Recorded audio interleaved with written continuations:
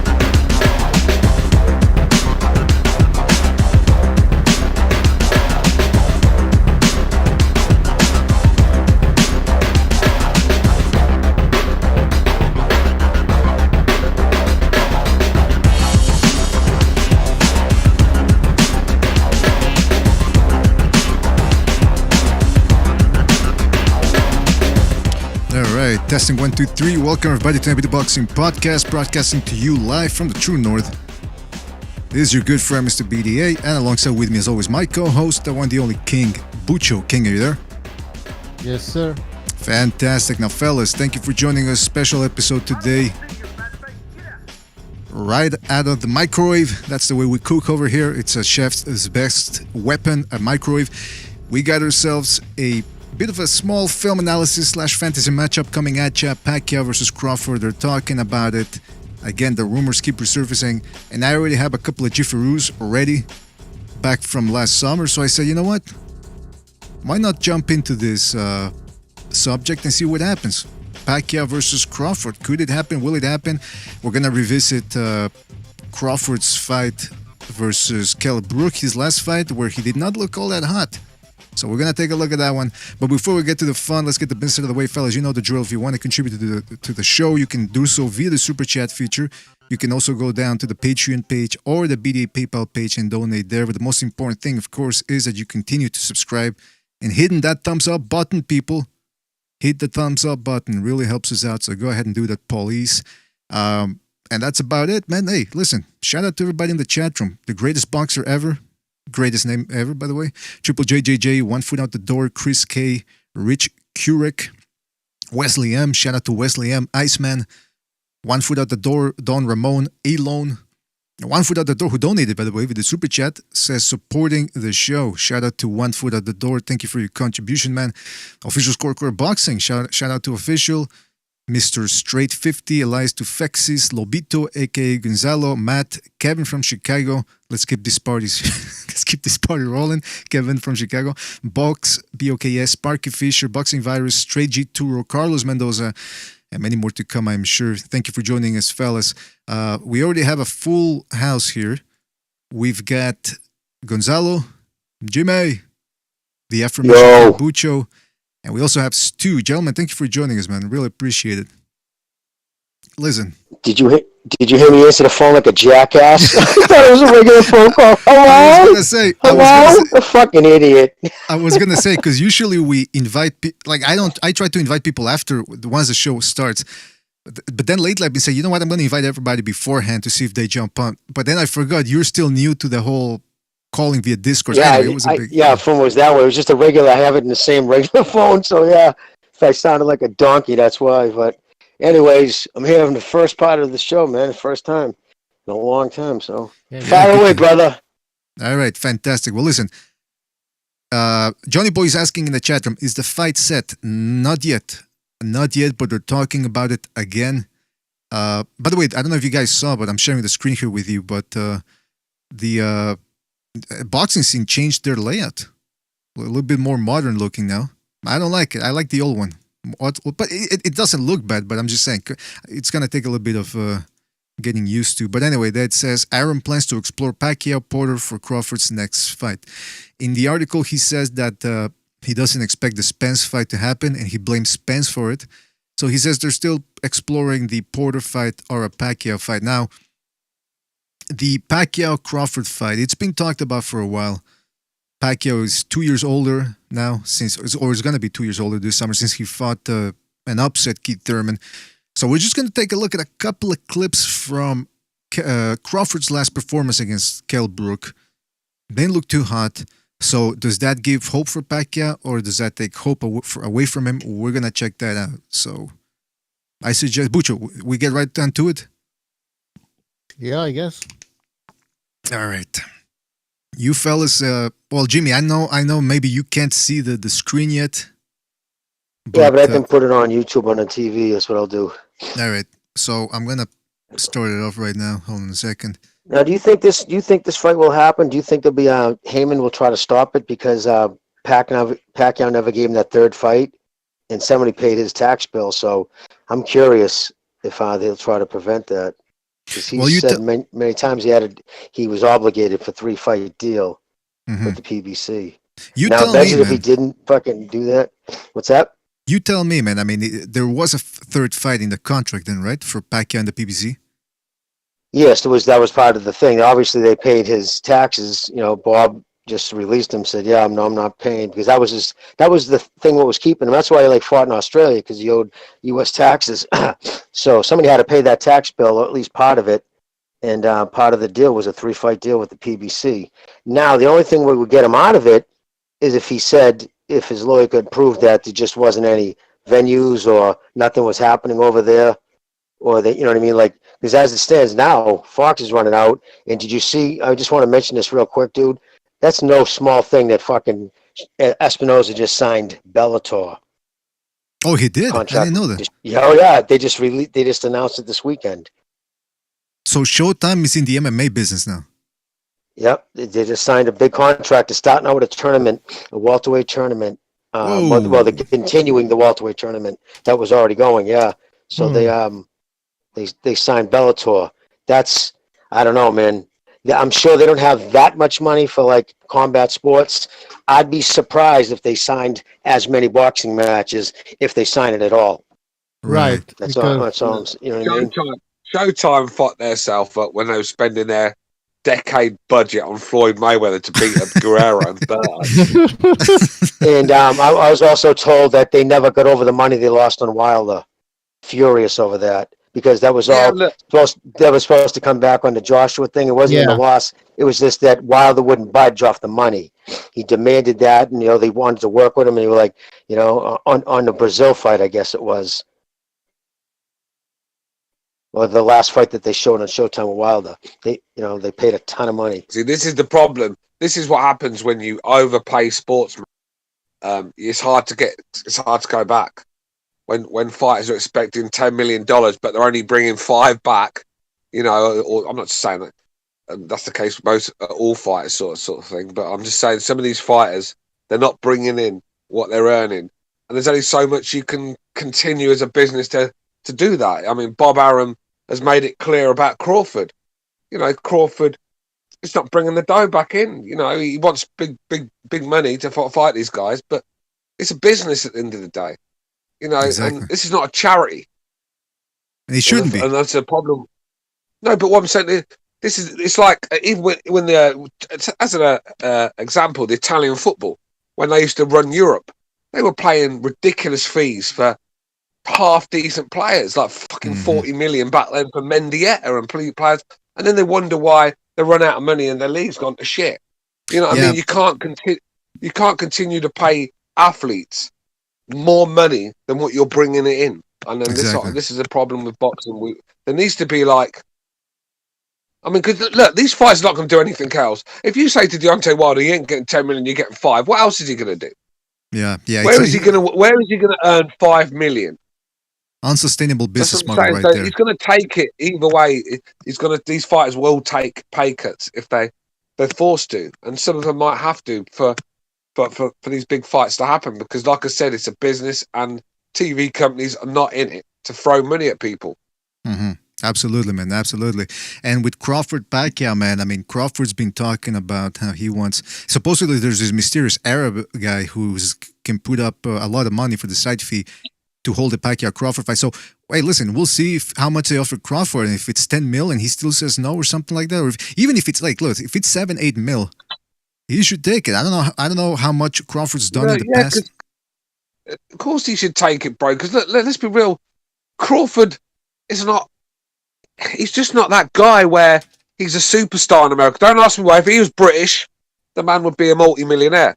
But he probably is now. But he'd be a lot more. He'd have a lot more clout behind him. He'd be a lot more famous. He'd probably fill stadiums in the UK. But in America, for some reason, take him outside of Nebraska, and no one cares about him. And mate, I still think to this day, I think Bob Arum's done a terrible job with him, and Lomachenko. Well, listen, Lomachenko's another one where. Lomachenko's another one where Hearns said that he lost money bringing Lomachenko over. Do you know what I mean? World-class fighters that just don't have the support. Listen, we're gonna talk about that later. Well, let's get to the GIFs first. But before we do that, just for reference, Crawford made 1.75 million against Kell Brook.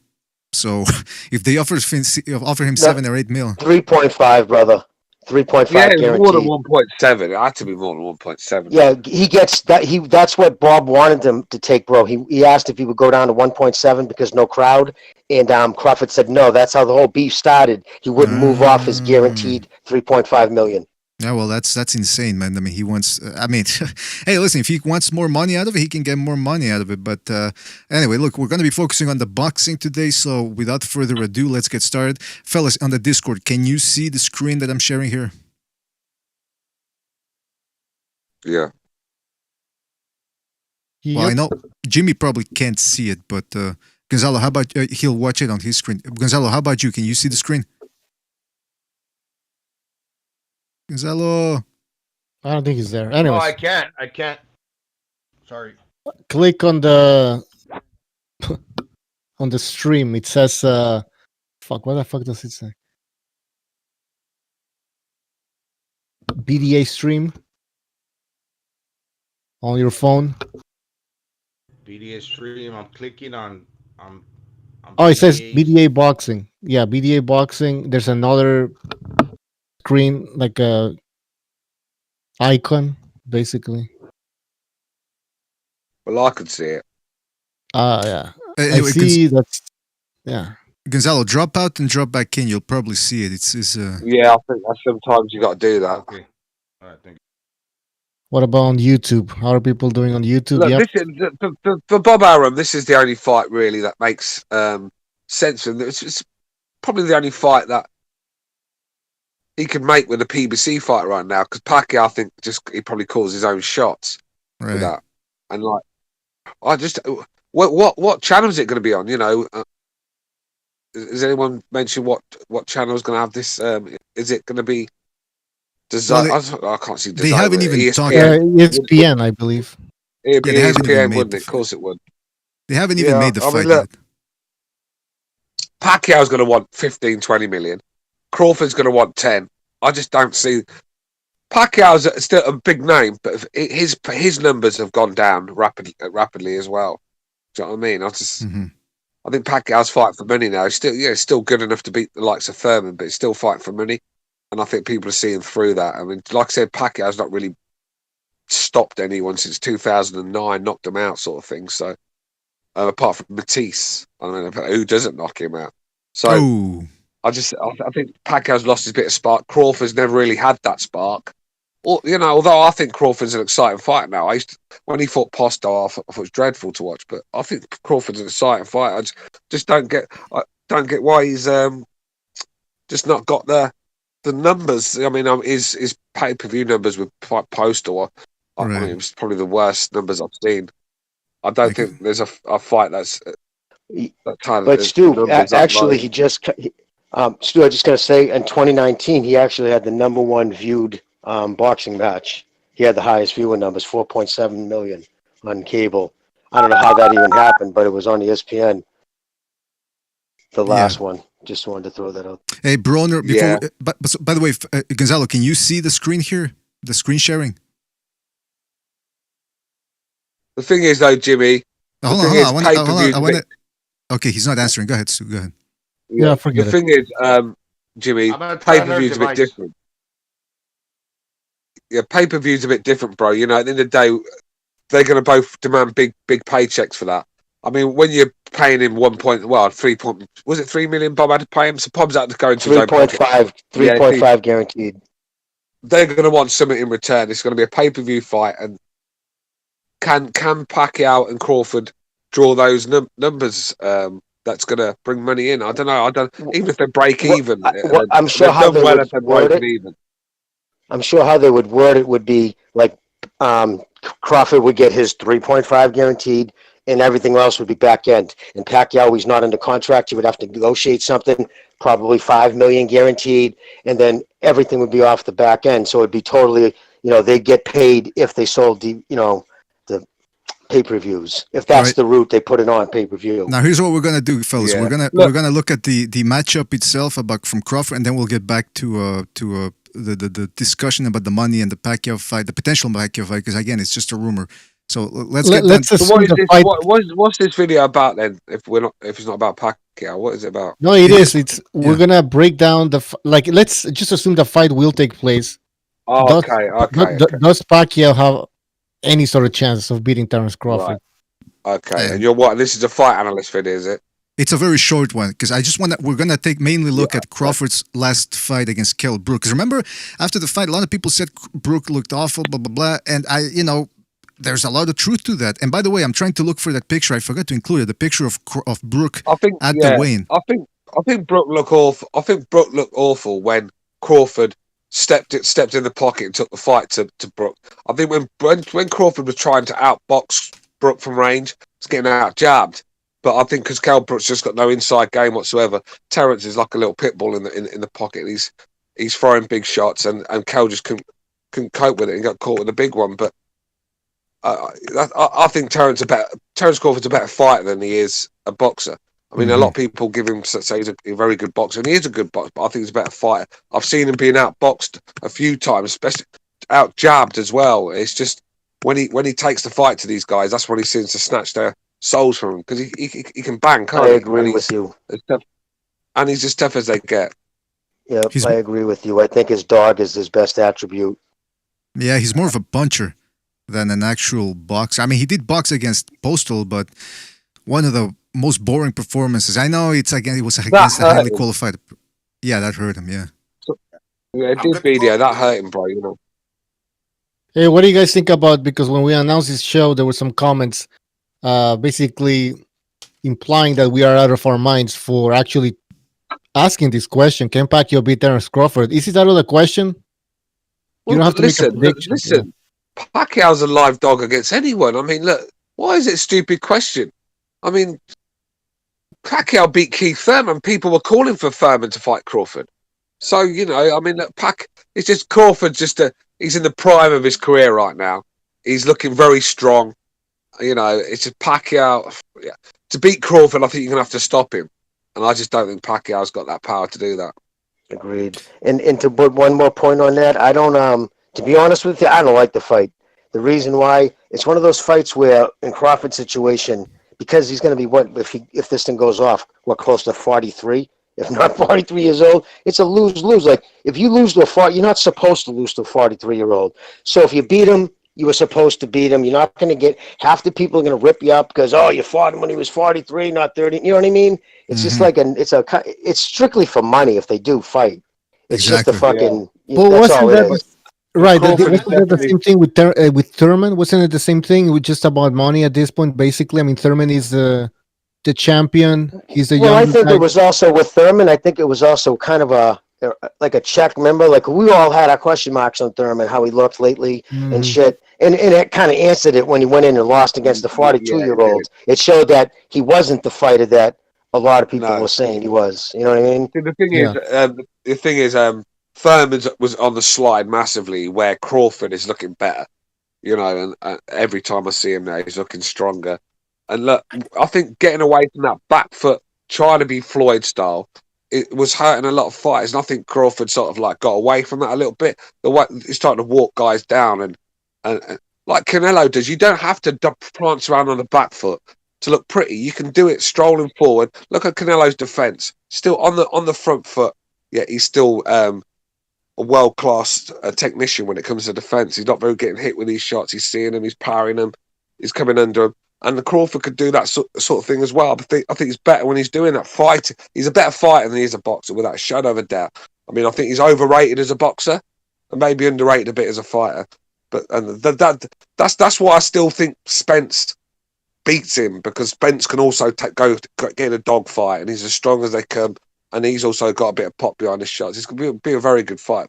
Mm-hmm. But I understand a little why Pacquiao's not knocking everybody out. He's still dropping those guys is because he's not going in there to slug it out with these guys. He's keeping it mobile. He's boxing.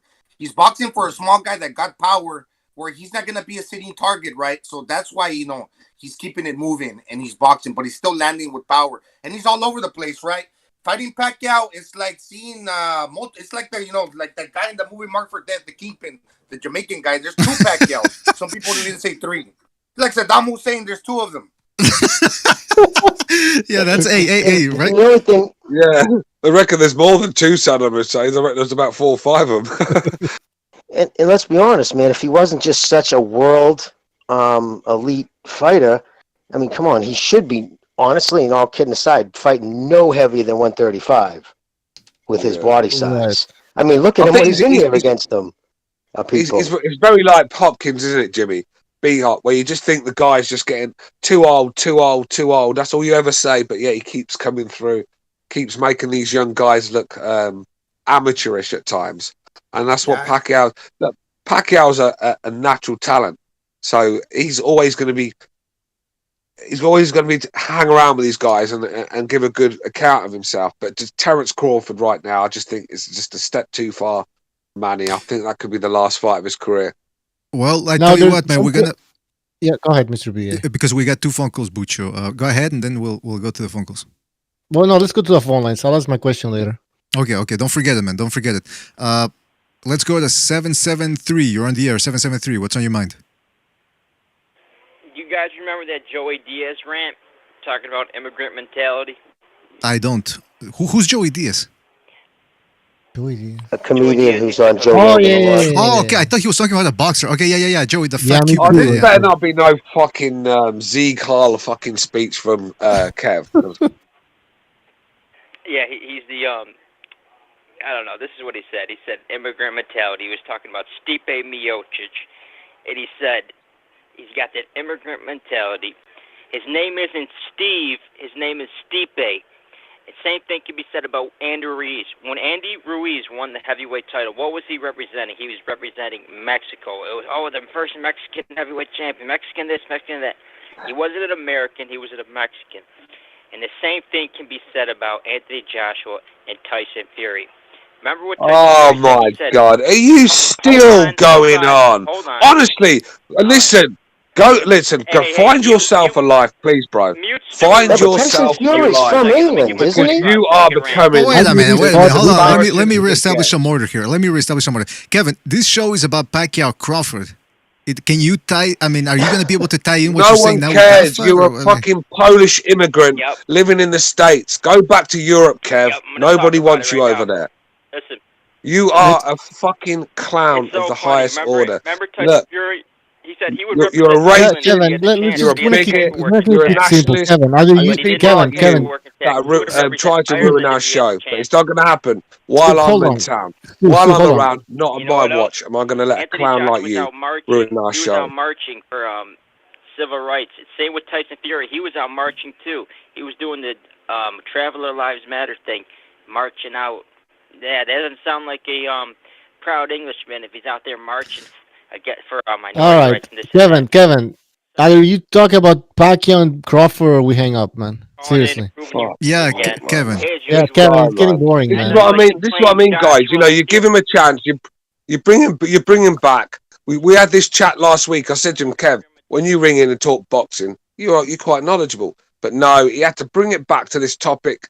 It's pretty out of bad taste. We got a comment the other day in the comment section said about how uncomfortable it was to listen to Kev talking about this stuff. Because not today, man. Listen, not today. Who is he to stamp nationalities on people?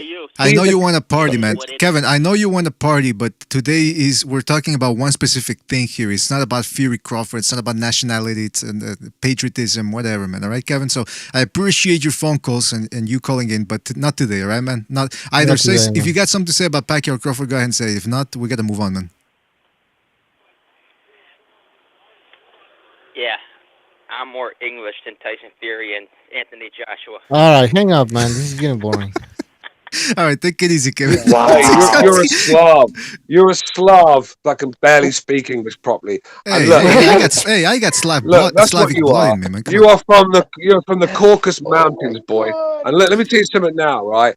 Your balls need to start dropping. You sound like some sort of fucking tranny that's taking feminine pills. You just haven't got alpha male in your bone. You've got the machismo of Rick Moranis. All right, let's move on. Wait. He had to mention Rick Moranis. I mean, come on. Poor Rick Moranis got beat up in New York a couple of weeks ago. Man, come on. I mean, the guy's grieving.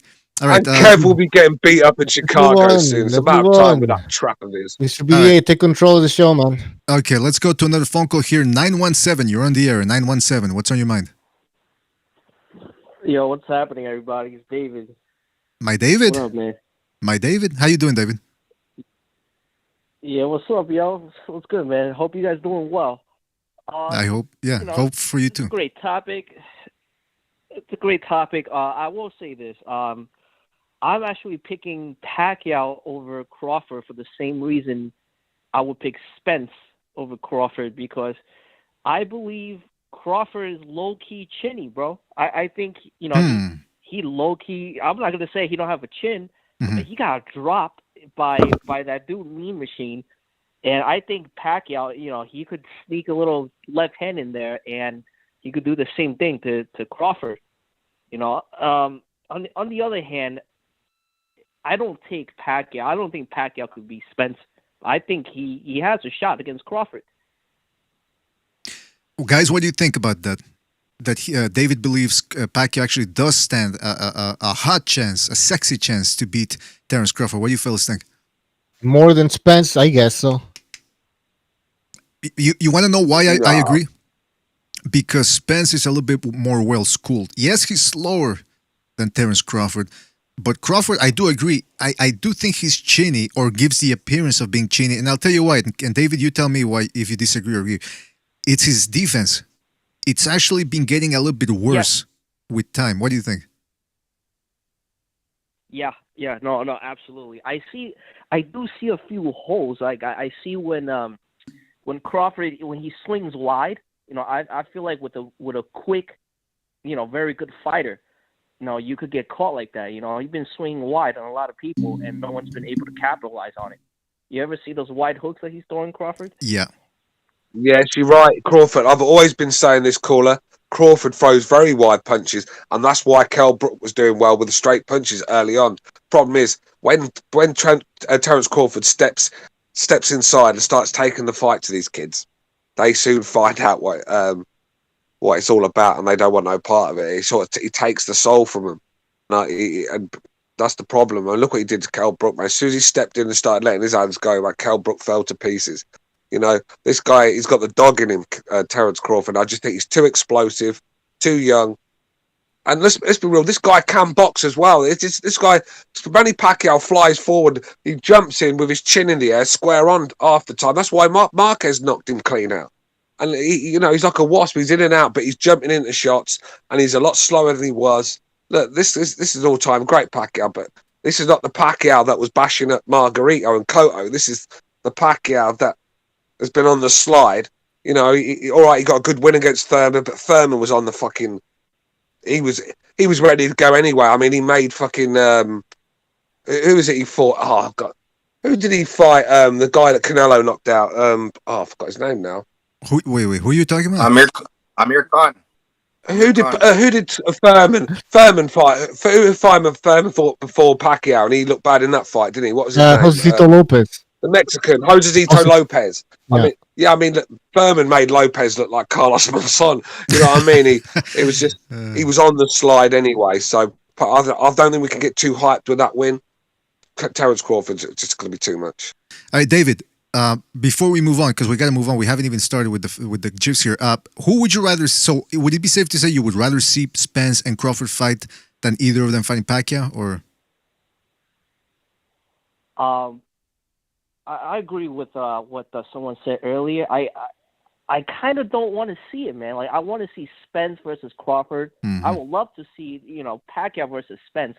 But for some, it's not a bad fight. But for some odd reason, this fight doesn't have the appeal of a Spence versus Crawford.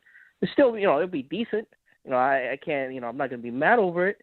Mm-hmm. But yeah, I'm neutral on this. Let's just put it that way. I'm neutral on it.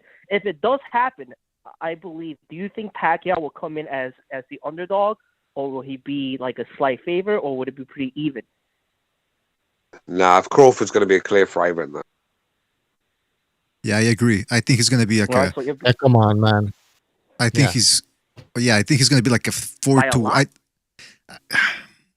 I don't know. I think he's going to be like I think at the end, the day before the fight, it's going to narrow to 3-1 or something like that. Look, if Pacquiao pulls this off, for me, all-time great, number one. Yeah, if he beats Crawford, it's a pretty significant win. If he pulls this off at his age, fighting young lions that are much bigger than him, much fresher, and he's still beating someone like Terence Crawford, mate. For me, the all-time great number one. Honestly. The fact he's still fighting guys like this, even talking about it at his age. That's how big of a task this is in my eyes for him. Yeah, I do agree with the comment. How long ago was Thurman, by the way? It's going to be 2 years this summer. There you go. Holy shit. He's 2 years older. Do you know what I mean? And come on, man. Look, fucking Crawford's getting quicker, stronger. He's grown into that welterweight division. He's knocking these guys over now, and they're staying over. No, I don't know about him getting quicker. He's getting older too, Crawford. I mean, he's going to be 34. What I mean is quicker. I mean, he's throwing quicker combinations. I mean, he might not be quicker with the single shots, but before when he was on the back foot, flicking out the jab and throwing single shots, just not for me. This Crawford that steps into the pocket and lets his hands go. All right, he's more vulnerable, but he looks more exciting. He's more explosive for me, and I think I just think it's just a bit too much. Don't you guys? I agree. Pacquiao can sneak up a shot in the inside because Crawford got long arms. He got long arms. When he wails those things away, Pacquiao can find them on the inside, right?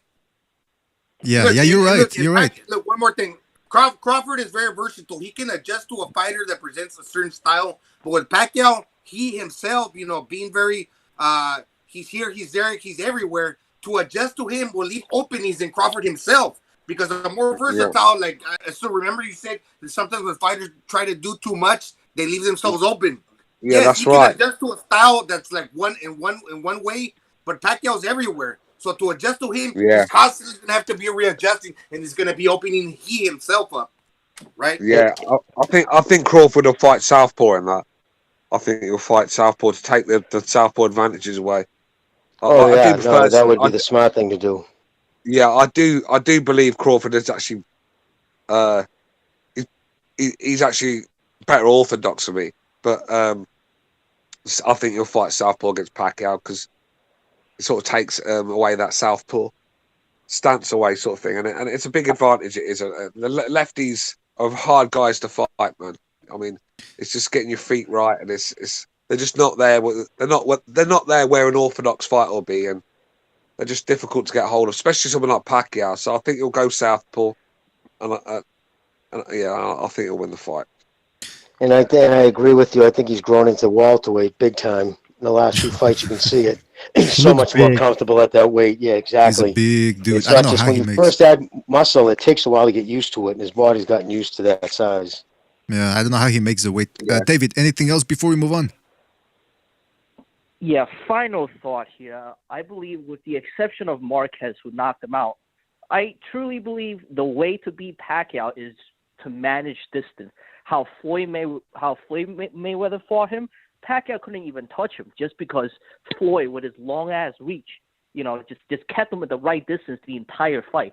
When Pacquiao came in, he took a step back, hit him, and if Crawford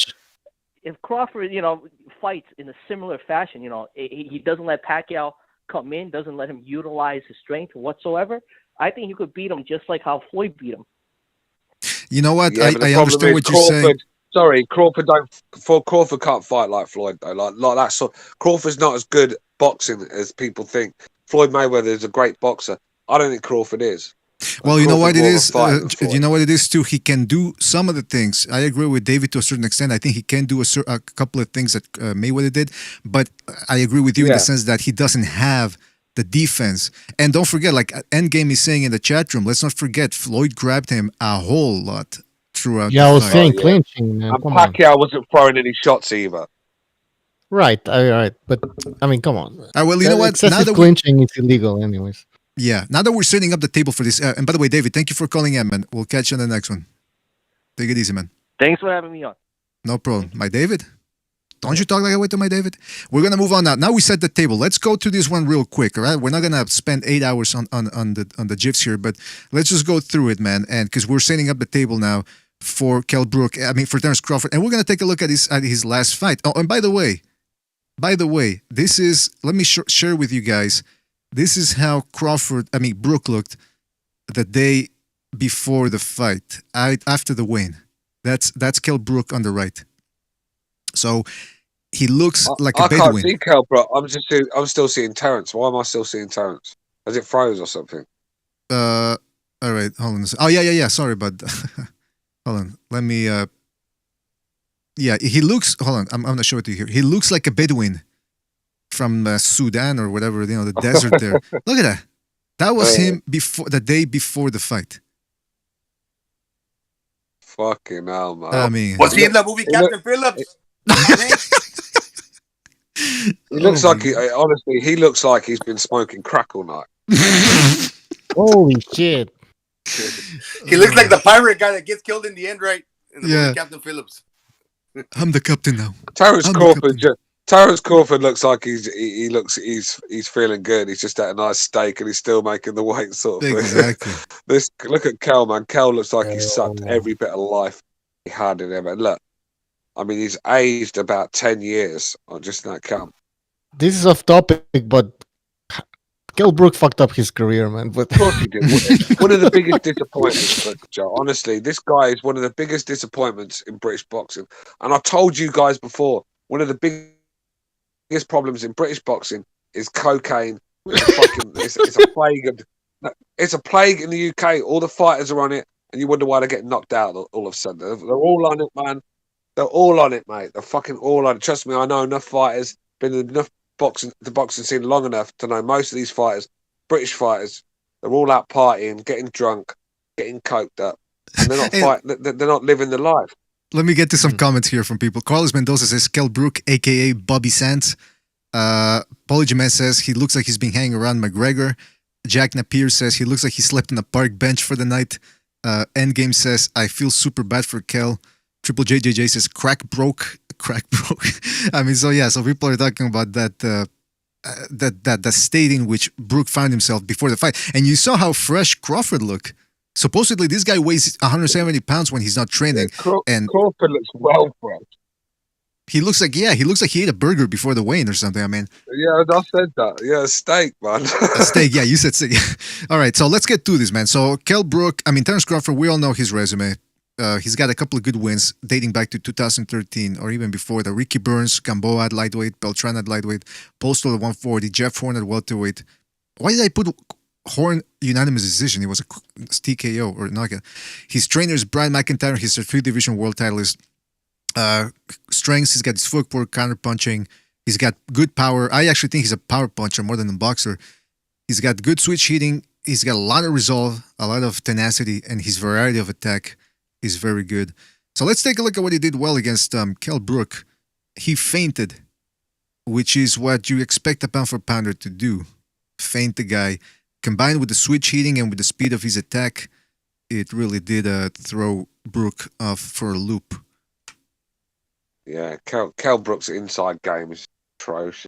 Yeah, he's not the thing is with Kell, because Kell looked so drained in there, he just didn't have the strength to hold Crawford off him as well. Even in the hold, he couldn't get Crawford off him. Crawford was punching his way out. It was just, the thing is with Kell, it becomes single shots jumping into the hold, and you get stuck in that. Where was the combination? Where was setting up the right hand? Where was them nice uppercuts that Kell used to throw? It was just, he got to a stage where just same old stuff, lunging in. Yeah, he used to throw some really pretty combos. And holding. And Crawford timed him right. It was going to happen, And the thing is, with Kell, once he got hit one shot, and that was it. He was all over the place. So the fight's over then. Come on, man. All right, let's go to a couple of phone calls here. We got more people calling in. Let's go to see. We're talking about Crawford-Pacquiao potential fight, and we're looking at Crawford-Brook here. 612, you're on the air. 612, what's on your mind? Yo, what's up? How you doing, 612? What's on your mind? I'm super happy that they made the fight. No, I'm just super. Did they announce the fight? No, they have not, but they're talking about it again. So we decided to talk about this subject and look back at the Brook Crawford fight. Okay, well, my thoughts are that I just think that Pacquiao's stereotypic fighting style, repetitive, in and out. Everything is very repetitive and stereotypical with him. I think that fits well with the way Crawford approaches his opponents. He tries to figure them out, and I think if he doesn't get knocked out, I'm always concerned about his chin though. Since the 135 pounder. You talking about Marcus or Gamboa? Hello? Yeah. Gamboa, yeah. Gamboa.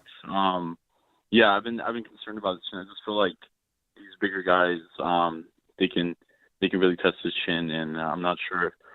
I'm just concerned about his chin. But if he doesn't get knocked out, I think it would be an easy fight for him. I think he'd figure Pacquiao out and just box the crap out of him, possibly even knock him out. The thing is, though, caller, numbers don't lie. Numbers don't lie. Manny Pacquiao, it's not Lucas Matista. He's the only guy who's knocked out since 2009. And to be fair, all right, he's knocking them over sometimes, but they're getting up fresh, still ready to go, sort of thing. So he's not really hurting them anymore. He's lost that explosive power that he had at one time. And I know Terence Crawford's quite chinny, but he's not that chinny. This is not Amir Khan we're talking about. I've seen Crawford get hit with big enough shots to think he can weather a storm from Pacquiao right now. Yeah, that's definitely true. But I'm hopefully they'll make the fight. What do you guys think the chances are? I wouldn't be surprised. Much better chance they'll make it than he'd get knocked out. There's just zero chance to agree with Stu that Pacquiao would stop Crawford. Just that wouldn't happen. He would if you beat him, it'd be just. Yeah. But then again, you know what I mean? Work rate. The thing is that Pacquiao would have to take it to a dog fight, and I just think that'd be even worse for him. This is the problem with Crawford, man. And he does have the attributes like BDA and that caller said, that he can probably get behind the jab and keep it long with the straight punches. He's capable of doing that. He's good enough to do that, but I just think he's better when he's going at these guys, taking the fight to him. But yeah, and he's not 43. Yeah. Manny's just a bit too slow at the moment. Manny's always got hit. One thing about Manny Pacquiao, he's always took shots, and I think this is a step too far, I think, at his age. All right, caller. Anything else before we move on? For letting me share my thoughts. Yeah. No, that's it. Have a good day. Take it easy, man. Thank you for calling in. Sorry to get your hopes up about Pacquiao. Yeah, there's the second person who says, "Oh, is the fight made?" No, we're not saying it's made, but they've been talking about it for a while now. So, if it's an Arab guy with a bunch of money, it might happen. That's the only way it happens for me, because that's the only way it happens if it's in Saudi Arabia and the Arabs pay for it. All right, 262, you're on the air. 262, what's on your mind? Hey, there, fellas. How we doing? Oh, Johnny boy. Hey, Johnny. Hey, yo. Hey, yo. How you Hey, going? hey. But, Johnny. what's it called? Well, it sounds like they found somebody to invest in the fight. Some fucking Israeli guy or whatever the fuck it is. Arab. Israeli. Well, what would I say? Israeli, same fucking thing. They all live in. Anyways. Oh. The what's it called over there? Look, it might be a bit too far for Pacquiao, but Pacquiao was never a big puncher at welterweight. And to the last caller, if you think Manny Pacquiao is a stereotypical fighter, you ain't watched much boxing. But the thing is this: at 43 years old, can he come off of almost 2 years gone, and beat him?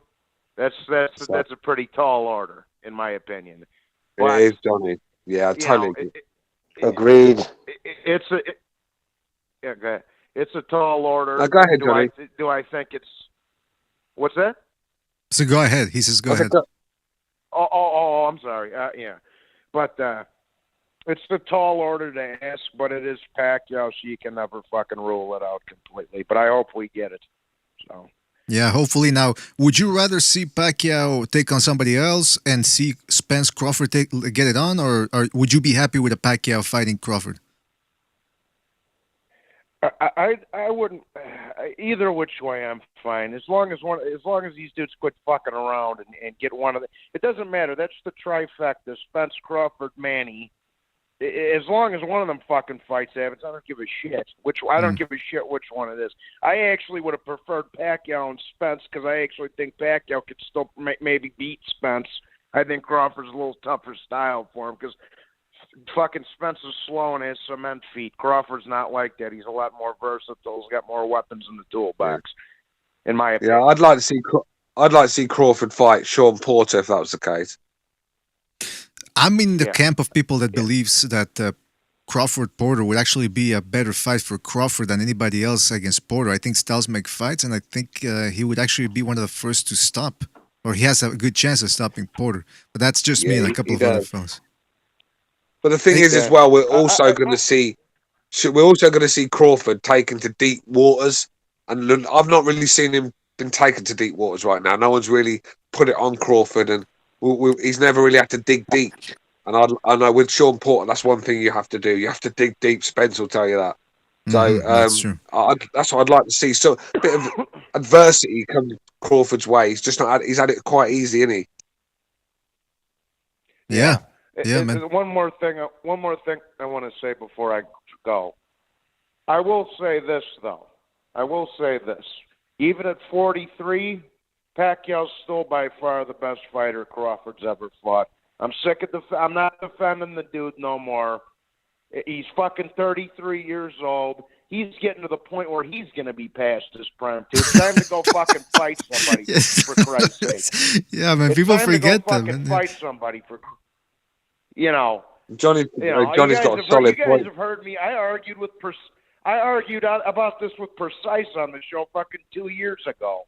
I'm done defending the motherfucker. It's time to go fight somebody, dude. You're fucking 33, 34 years old, bro, and you ain't done dick. You had the weakest fucking undisputed run in the history of boxing. So I don't want to hear any of that shit either. Fucking absolutely, man. My balls. Absolutely. All right, Johnny boy. Calm down. Calm down, Johnny boy. Calm down. Anyway, listen. Thank you for your call, man. Thank you for your call, Johnny boy, and take it easy out there, right, my friend? All right, yeah. And Dongu looks like Starvin Marvin from South Park. Peace, everybody. Jeez, Luis. All right, take it easy, man. Yeah, getting worked up there. But listen, it's true. I used to. Solid point, though. What's that? Solid points that he made, though. I mean, I know he was getting but the thing is, everything Johnny said was spot on.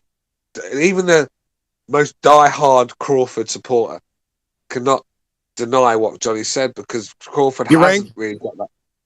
He hasn't got that big name yet. He hasn't set the world alight. He's 34 coming on. Time to move along now. Yeah, we get as far as Porter's concerned now, though. I mean, that whole thing has been blown up because they just offered as much money as Porter's ever been guaranteed in his career. everybody, including everybody in the PBC side, says fucking Spence is the A side, bottom line, right? So why does Porter want more money than he got fighting the, he got $2 million fighting the A side, but he's demanding more to fight Crawford? Just doesn't make sense. Well, but Now he's going to maybe get because nothing. maybe because I can't remember who just said it, that Crawford's probably a harder style for Porter, and I think Porter's smart enough to know that it probably is a harder matchup stylistically. I think that's probably why. It could be a cash out fight. Is Sean Porter in a position to be asking for more money? I mean, at this point, he could actually retire now, and nobody would even complain about it, right? He's not in position. I just think he's because he knows Terence is desperate for good opponents, and he's sort of like. Okay. But if he gets passed up now, he's going to sit on the shelf for a year now, probably not make nothing. The thing is, Terence Crawford doesn't have a lot of options while he's with Bob Arum right now, right? Porter's always been the one that Heyman's allowed to fight, allowed to cross over with other promoters and stuff. He's been the one, he's sort of like the sacrificial lamb in the PBC, Porter, but he just keeps proving everyone wrong. Because Heyman never looked at him as the big money guy like Spence. That's right. Spence That's right. Exactly. So he's always been throwaway. He's also we don't mind throwing Porter away to the fucking wolves sort of thing. But I think with this one, I think Porter knows Crawford's desperate. I think he's like holding out for a bigger money. I still think Porter'd sign if it was dropped a little bit still. But Bob Arum is the one that mentioned this Pacquiao fight again, I believe. So is he maybe saying this just to send a message to Sean Porter? So Sean Porter starts lowering his demands. You could have a point there, bro. You could have a point there. I mean, look, for Bob, he's not stupid either. I don't think the money's in it, mate. I really don't. I know it's Manny Pacquiao and Crawford. It sounds ridiculous to say that, but I honestly don't think the money is in this fight that's going to make sense when it comes to business. Yeah, man. I mean, look, we got Jay on the Discord here. He's been high on Crawford. But Jay, you get to admit, because we're talking about the Brook fight and we're looking ahead at a potential Pacquiao fight. You have to admit, stylistically, Crawford has not looked fantastic in his last two fights. I mean, he scored the stoppages, but you could make the argument he was behind on the cards. What do you think about him and a potential either a Porter fight or a Pacquiao fight? Well, first, he wasn't behind with Brook at all. So, and that was his last fight. The Mean Machine, I don't know how to say that guy's last name, was, he fought the entire fight out of a southpaw stance. Why, I don't know, but name me another fighter that will take on a two-time Olympian, undefeated fighter, and an unnatural stance the entire fight and still come out on top. Name me anybody else that can do that. Even if he had to dig deep to win, Sean Porter can't do that. Errol Spence can't do that. So he purposely changed his stances to fight a guy inside, and nobody else does that. Yeah, because they're not stupid. Maybe. I mean, I don't know. I don't know why Crawford did it, and I don't think it works. So I don't know if stupid is the answer. But as far as John, I heard the end of Johnny's points. I've heard Stu's points, and I'm not going to argue with people about the fact that he needs to find a way to make a fight work. I'm not going to argue that at all. I'm done to the point of that also, with the exception of the fact ... I don't know what's going on with Keith Thurman and why that was never put into place. Errol Spence has still never sent him a contract. If he's the A side, he sends the contracts. He sent no contract.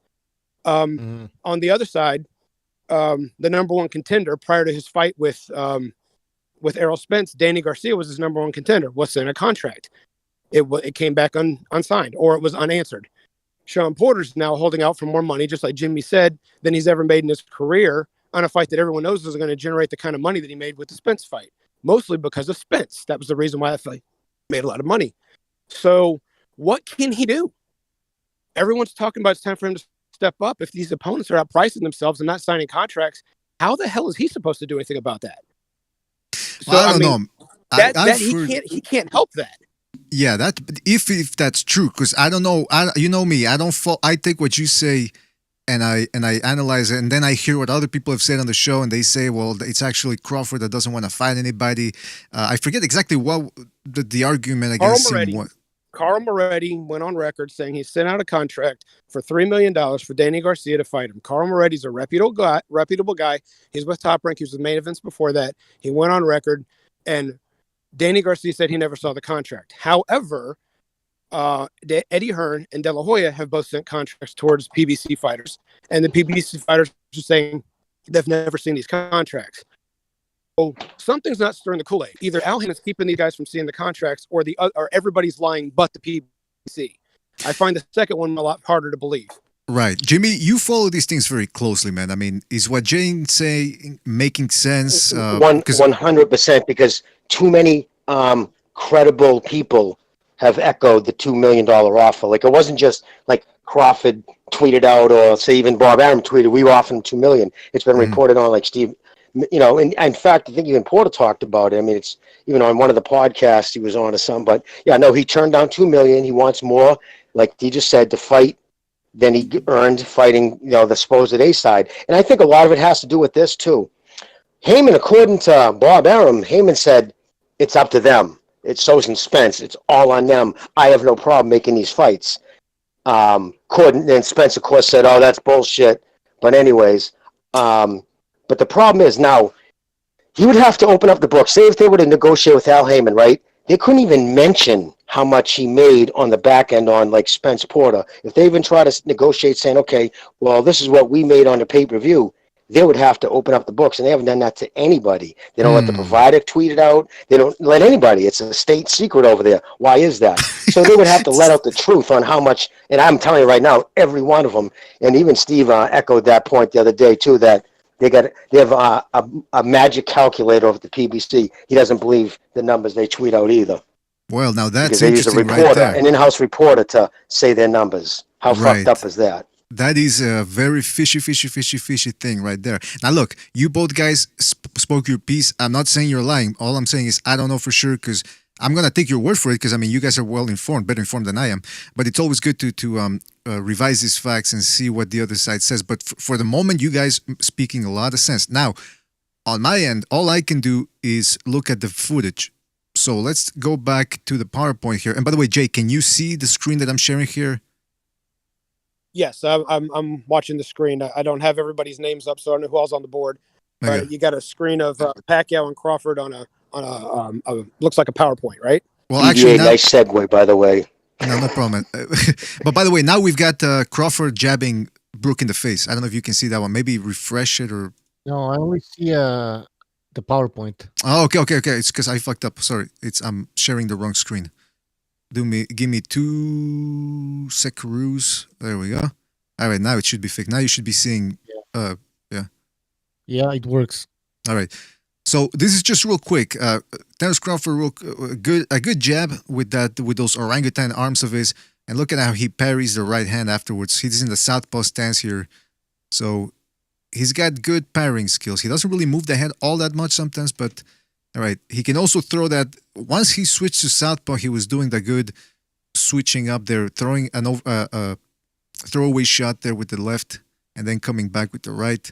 So he does make adjustments. He's not an idiot. And then, of course, that shotgun jab of his. Look at how he stepped in there with it. Boom. That's middle distance right there. It's not even a long shot. It's not exactly a short. Well, it is short, but it's mid-range. Brook didn't see it. Plus, he was emaciated from the night before. So, man, Crawford, I mean, I'm telling you, he's a power puncher. People out there that think that he doesn't have the power punching to keep Spence off of him, I don't know what to tell you. That's impressive, PD. That's like the 1-inch punch, right? Exactly, yeah. Look at that. He hardly cocked that thing. Did he hit him on the chin, though? I can't see. No, on the face. Caught him in between the nose and... The chin. That's impressive right there. Didn't get a lot of leverage on it, but when he connected, you could see Kell Brook's head, how it swiveled back. That obviously Crawford got heavy hands. Right in the teeth, right in the mush. You got him right in the mouth, so we got him in the chin too. Which, and again, just take your fucking fist and just stare at a light, any fixed point on the wall.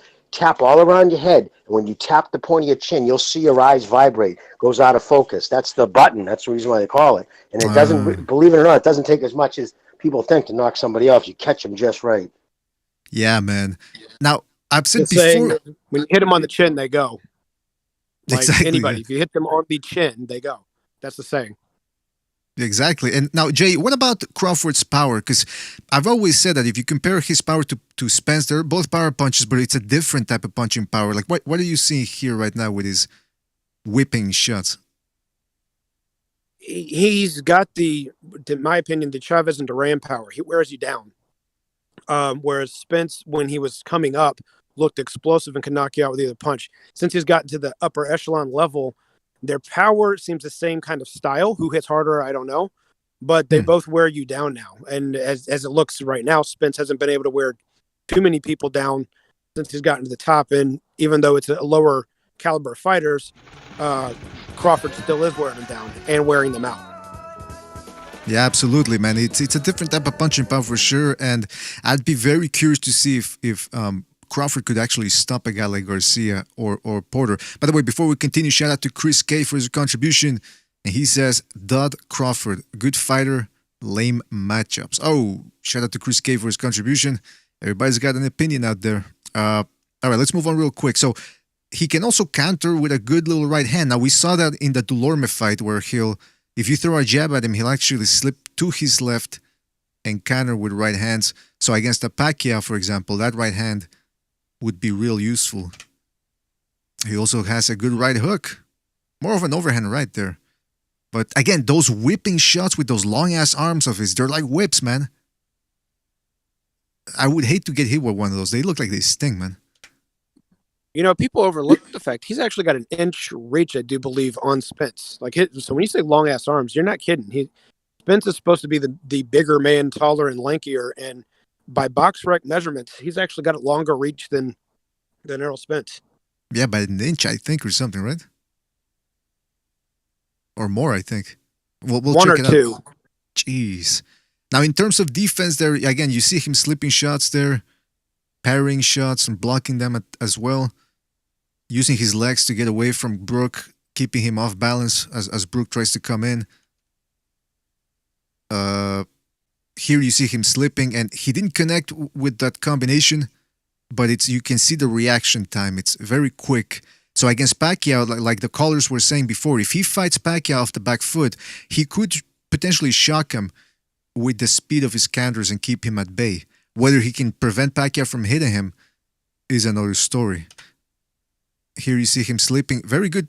See how he used his hands there to parry that right hand, boom, and then countered. Of course, nothing of significance landed, but again, it's the reaction time with his hands.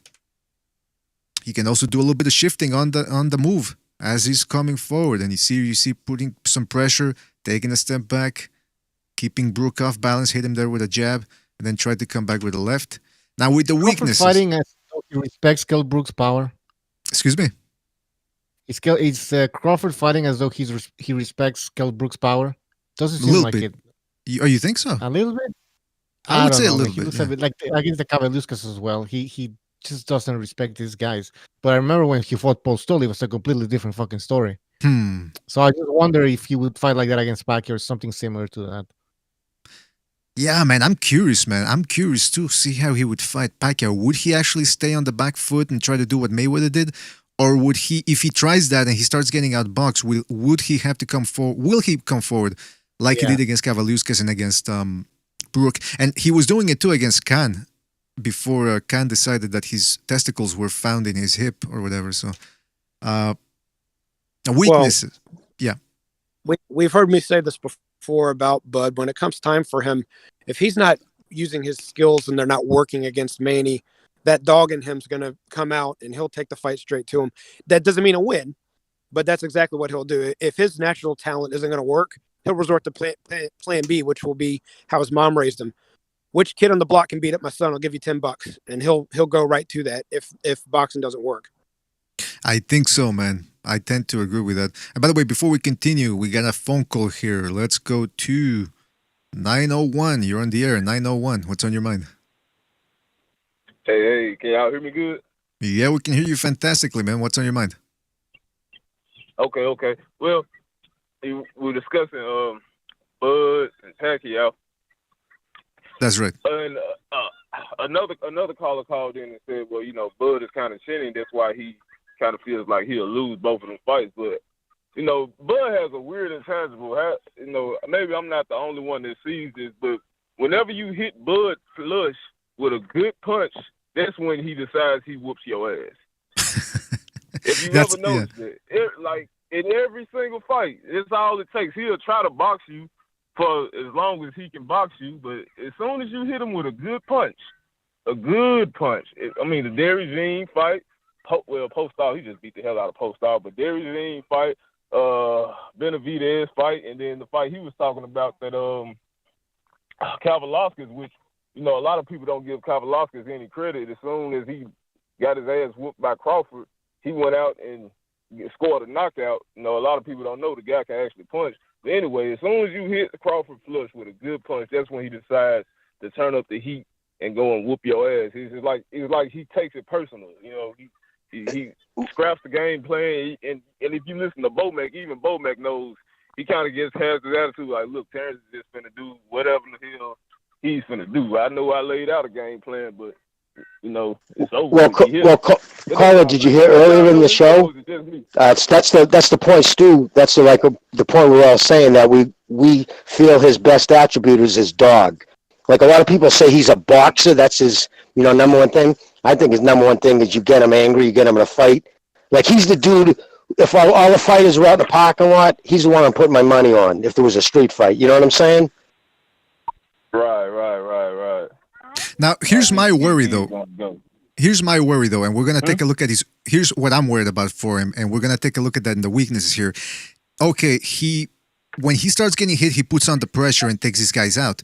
But it reminds me a little bit of Burchelt, whom we saw getting knocked out this past Saturdays. When he wanted to, he would walk these guys down, but he was getting hit a lot, but he managed to take him out. Right now, Crawford's been doing the same thing to guys like Kavaliauskas and Khan and Brook. But what happens if he steps in there against a Pacquiao or a Spence, and all of a sudden they're getting him in trouble, they're tagging him, he tries to press them, but he can't take them out, and they're still countering him. Is he going to get taken out the way Burchelt did? Is there a possibility of that? Nah.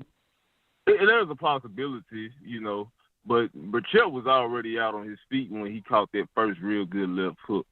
So if somebody gets Terence Crawford out on their feet like that, and he's just kind of fighting off muscle memory, but he's really not there, then yeah, of course, it's a possibility for any fighter. But the thing about it, Burchelt doesn't have any defense. And he looked way slower than Oscar Valdez. You know what I'm saying? I never seen a fight where I'm like, man, this guy's so much faster than Bud. I never seen that. You see what I'm saying? Absolutely. Great points, man. That's his reflexes and everything just looked like they were just down the drain. So nah. Caller, if you don't mind, are you suggesting that Burchett may have looked weight drained? I'm just asking. Yeah, he did look weight drained. But Thank you. Know what? The only thing about that is he's been fighting at that weight that whole time. So it's like, why now? Why are you weight drained now? But he did look that way. He didn't look good at all. He made Oscar Valdez look good to the untrained eye, but to me, Burchett, because like even the speed of his punches, it was like, whoa, like, bruh, I know you can throw a punch faster than that. I'm not saying you fucking Hector Camacho or anything, but damn. You know what I mean? Yeah. Go ahead, Jimmy. You were going to say something? Well, I tweeted out right after the fight. I said he might only be 29 years old, but to me, he looked like he aged. He looked old in there. He looked like he grew old. He looked slow, whether it was weight trained. I'm not privy to his, condition or his training camp, but it was something. It looked like Valdez seen everything coming. Yeah. Yeah, man, listen. I think he might have been weight drained because if you look at it, now we're talking about different people with different type of genetics, but if you look at Burchett and you look at like the let's say the lightweights that are popular now, the Haney's, the Shakur Stevensons, and the Teofimo Lopez's and Ryan Garcia's, their size isn't that much different. You know what I mean? Burchett is kind of big for 130, and the difference between Shakur and Burchett is Shakur is really young making that weight. Burchett is 30. You know, That's your right. metabolism isn't the same. And Shakur Stevenson's he's fought like 3 people at the same time in front of 7-Elevens and car washes, so he knows how to get at multiple moving targets at the same time. Listen, caller, we got to move on to another phone call, but great points, and call back next time. All right, man? Yeah, good call. All right, appreciate it. I like that guy. Right. Take it easy, man. Oh, yeah, Jay likes him because he agrees. He's backing up the theory that the rumors he'd heard about Burchell being weight trained prior to the fight. Real quick, let's go to 559. 559, you're on the air. 559, what's on your mind? Yeah, can you guys hear me good? Fantastic, man. Crystal clear. What's on your mind? Yeah, well, I wanted to bring say a similar point to the last caller that, so I've noticed that Crawford tends to want to do both, which is like, he goes in it for the win, obviously, but he tends to want to make the fight exciting at times. And it's almost like he gets bored in there, and then once he starts brawling or something, he does get hit. You could tell when he goes in for the kill.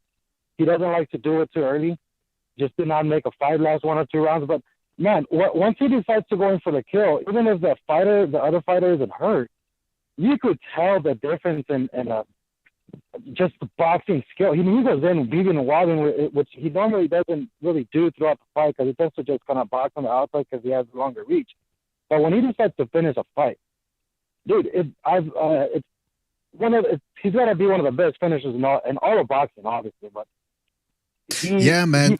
I see him getting bored. His finishing abilities are good. What I'm worried about is what happens if he steps in there against a guy like Pacquiao or Spence and they can use his finishing abilities against him, i.e. the openings, because he does get pretty wild. Can't stress that enough. He gets very wild in there, and so far he's been able to get away with it. What do you think? A Pacquiao fight, how would that go down?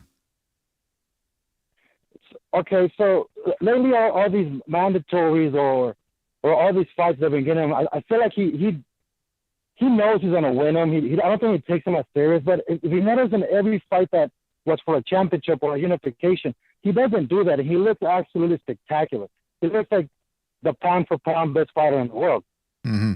I think against Pacquiao, he's not gonna do that. He's not gonna be messing around or anything like that.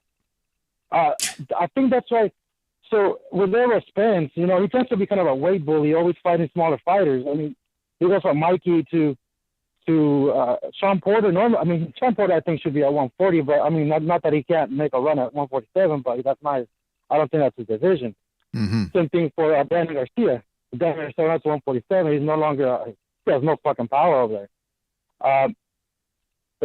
Look at so if you look at the interview right after the Garcia fight, when they're like, hey, so what about Terence Crawford? He's like, no, I want to go play with horses and some shit like that. I'm not thinking about Crawford. I'm not thinking about my next fight. I just want to go relax. And then 2 questions later, they're like, horses and chickens. I would love that fight. Yeah. Okay, so now he's backing that guy. I mean, he already got sent an offer, so he wanted 60-40, and so what Bob Arum suggested was, okay, let's do we do 50-40. The winner takes the other 10%. If Errol Spence wins, you get your 60.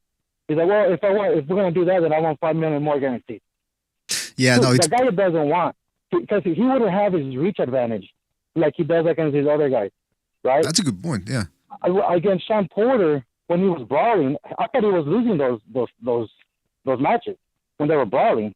And then Sean Porter isn't very accurate. Let's be honest. He's a little wild. I love seeing him fight. He's one of my favorite fighters to watch. But he's not as accurate.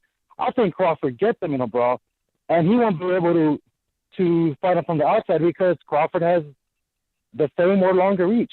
So I don't think he can win that fight. I don't think he thinks he can win that fight. Yeah, man. Well, we'll see, man. Look, listen, hopefully he takes some of the offers. Hopefully some of these fights happen. This whole, the other side of the street business is getting old. But anyway, 559, thank you for your call, man. Great points, and we'll catch you on the next one. All right, man? Take it easy. Thank you. Thank you. All right, let's go to another phone call here. 202, you're on the air. 202, what's on your mind? Yeah, talking about Crawford, Porter, Thurman, Spence. That's okay. right. When Porter, Thurman, had a belt. Crawford been calling these guys out for 3 years. They said he didn't do enough in the sport of boxing. He hadn't proven himself. Okay, that's one thing. And all of a sudden now, PBC fighters are running out of belts. Porter doesn't have a belt. Thurman doesn't have a belt. And they're running out of belts. Now they're all coming for Crawford. Why? What's the big deal about him fighting Porter or Thurman? And he has nothing to gain at this stage in his career. Well, what do you guys think about that? Does Crawford, is his career at this point solidified, or does he need one big win at welterweight to really put him over the top? Can I come in on this one? Well, go ahead, Jay. Yeah.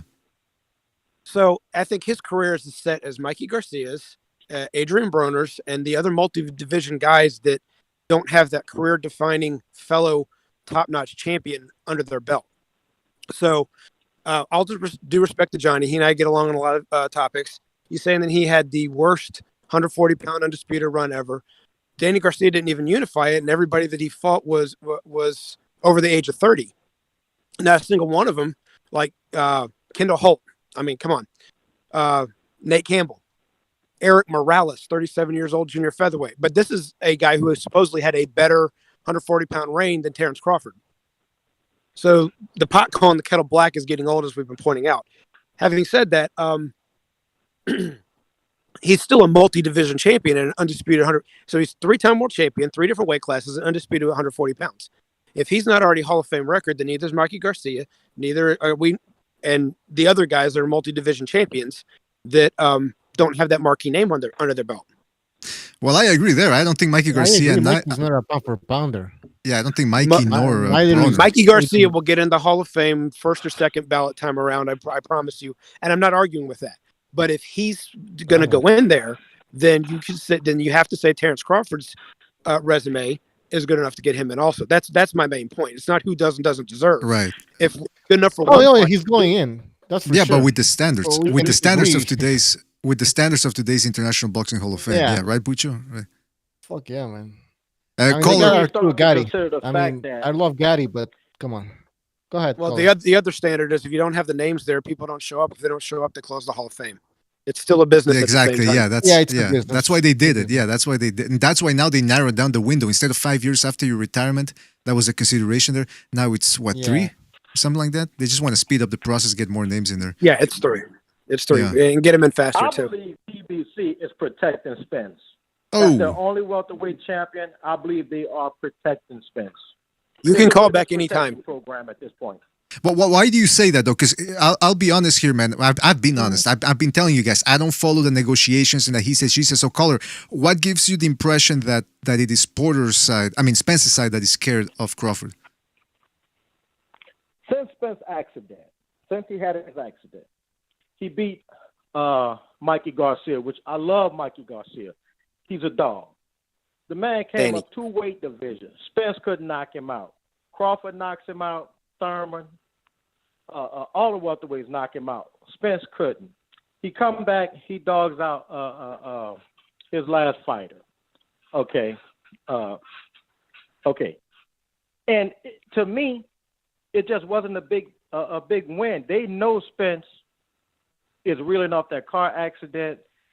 And I believe Al Heyman and everybody in PBC knows what's going to happen if he fight Crawford. Crawford is a different animal. And I believe they know it. And plus, Spence, when he had that accident, it's nobody's fault but his. His blood alcohol was high. You can't continue to be elite fighters if you smoking and drinking in between fights. It's just a matter of time.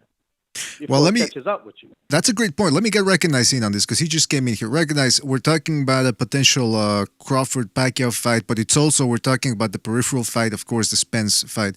And we're getting into it now about, well, who's avoiding that fight? Which side is it? What do you think about that? With Errol Spence, he says now that he's got his life under control, but in order to be the best, you got to be consistent. What do you think about that? Is he being inconsistent? Do you think he's still serious now with all the smoking and drinking, or do you think that's still going on?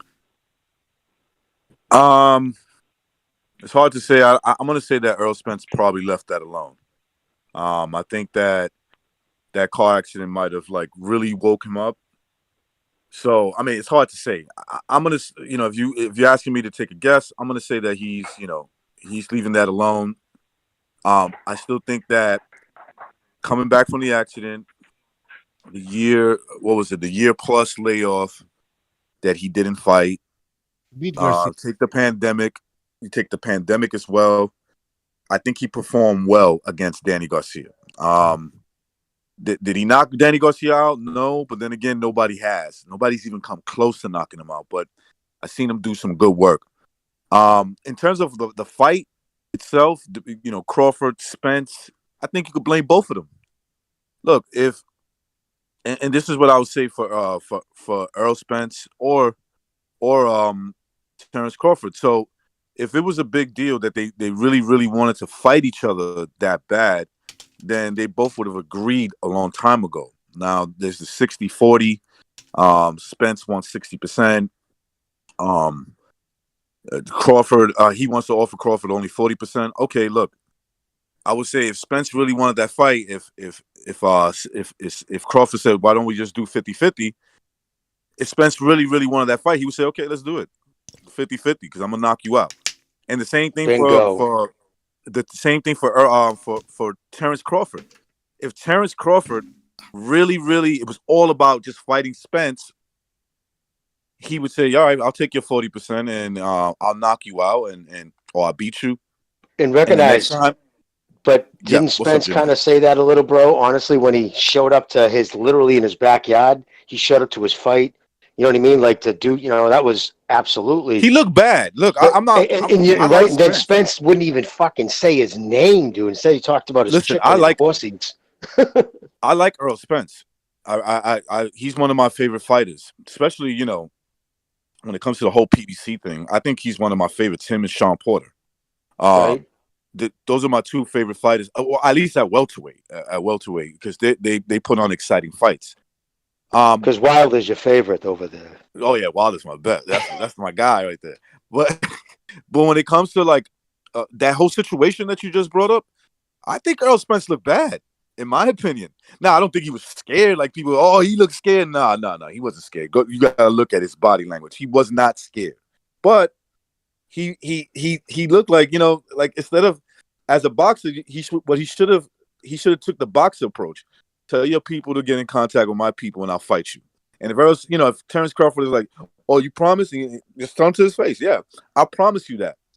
I promise you that, but I'm not going to negotiate right here. But you have your people get in contact with my people and I'll fight you and I'll beat you.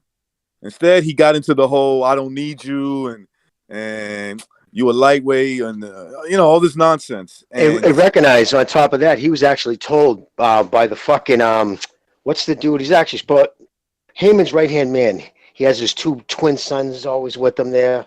Yes, I know you're talking about the two young dudes. Well, they're younger than him. Let's just put it that way. They're twin sons. They play ball and shit, baseball. But I can't believe I remember his name. The Watsons brothers. Thank you. They actually went and met Crawford because Crawford at the end of the fight was expecting to be called in the ring. He was making a walk up to it like he thought he was going to be called in, and they were going to do the whole interaction shit. And they met with and they were like, nah, man, he doesn't want to do it. Whoa. That's just not good, man. You know what I mean? Like, yeah, that's why I guess in the interview, I haven't seen it, but I guess when he's being interviewed, you can see Crawford or some of his friends walking around the background with their hands cupped over their mouth, yelling something. I don't know. If I were them, I'd be yelling duck. But yeah, dude, that's not a good look when a fighter comes, the second guy everybody's talking about you fighting shows up at your fight and wants to get in a ring and challenge you. And you got people meeting him out there saying, nah, man, you can't, nobody's coming in. And that's why I say, and that whole, the whole face-to-face situation, if just being a observer, yeah, he kind of looked bad. I think Crawford looked better. Crawford looked like more of the fighter. He's like, what, he kept just saying, when are we going to fight? Why are you not fighting me? What are your plans? Does your plans include me? But at the end of the day, the negotiations are what they are, and you can start looking at both of them and you say, well, look, if you want this fight, then take the 60-40. Or the same thing with Spence. If you really feel confident you could beat him, take the 50-50, beat him, and y'all gonna fight the next time, then you get the bigger, you get the bigger lion's share of the fight. And he should be making the contract offer. He's the A side. Was the contract? He doesn't even bother sending one. It's not even like a That's the discussion. point I made earlier. Is the fact that there's negotiations of here's what I want you to take, here's what I want to take, but where's the actual? See, I don't go into this calling out, high school sandlot challenging stuff. It doesn't matter in the legal sport. If there's no offer being sent, then it doesn't matter. If there's no legal offer from a manager or representation sent, it doesn't matter how many people's names you can pronounce. It doesn't matter how many people's names you can read off of a prompter. It does not matter. If your camp is not sending an offer, then it doesn't matter. You're not challenging these people in real life in the business of the sport. All right, now let me ask this. Is not sending these contracts over to Terence Crawford. Let me ask a question here, because I find it bizarre that Errol Spence, the guy who went over to England to fight Kell Brook, the guy who fought Porter, the guy who fought Danny Garcia, best resume in welterweight, is he the one that's scared to fight Crawford, or is his management, aka promotional outfit, telling him, no, look, we're gonna get you Pacquiao, we're gonna get you Canelo? Like, what's going on? Go ahead, Bucho. That's what's going on. Who's more desperate to get a big fight? I think you got to say Crawford. Spence or Crawford? Crawford, in my opinion. Yeah, because Crawford, look, I heard you guys talking about the resume, and you're right. Jay brings up a good point. Like, if you think about Terence Crawford's resume, he's getting into the Hall of Fame because of his accomplishments. He did go, he's been a 3-weight class champion. And one of those weight class, 140, he was undisputed. So no doubt he's going to get in. But Crawford lacks the resume. And whether it's his fault or not, it's really not the argument. But if Crawford really thinks that he can retire with no big name under his belt and be considered one of the greats that have done it. I'm not saying you got to be in the top 5 of the greatness. Somebody. He needs somebody, and he needs. And the caller was saying, like, that it's a guarantee that all these guys knock out Mikey Garcia. That's not how that's maybe your opinion. I don't know if Thurman can knock out Mikey Garcia. I don't know that. I don't know if he could beat him. I'll give him the edge and say he beats him. I think I'll give Danny maybe the edge too, because they're naturally bigger than him. But those fights are not set in stone, right? Just because Errol Spence couldn't knock out Mikey Garcia, but he shut him out. And I'm not trying to sound like a Errol Spence apologist, but he did beat him 12 rounds to 0, basically. Mm-hmm. You could give him maybe a round or two, in my opinion, for Mikey Garcia. Crawford needs these names under his belt, and I'm not saying his resume is shit. I mean, I think the Kavaluskas fight was a good fight. Yes, Kavaluskas is not a A-level fighter; he's more like a B-level, and he had to get rough and tough with him to get to stop him, because at one point Kavaluskas was a threat in that ring to him, and he did what he had to do. I like that performance. Okay, the Kell Brook situation, look, it is what it is with Kell Brook. He hasn't fought at 147. He is damaged goods. He's got multiple injuries that he suffered from just boxing himself, but mainly we think of what happened with Triple G, and then the fight after that, which was against Errol Spence. So he was pretty much damaged goods. And Crawford treated him that way, which is good, right? It's a good sign. If Crawford's your boy, you want him to finish a guy who looks like he's damaged goods in that kind of fashion. But, all this stuff that is, these guys are not that far apart from each other. I don't understand why people are like so determined, like, oh, he'll wash him. When they fight, you'll see a different ball game. These guys are going to be neck to neck. Okay, well, it's going to be neck. I'm sorry, go ahead. Well, I don't know if you were finished, but go ahead. No, I'm pretty much finished. Like, in the sense of, my point is this.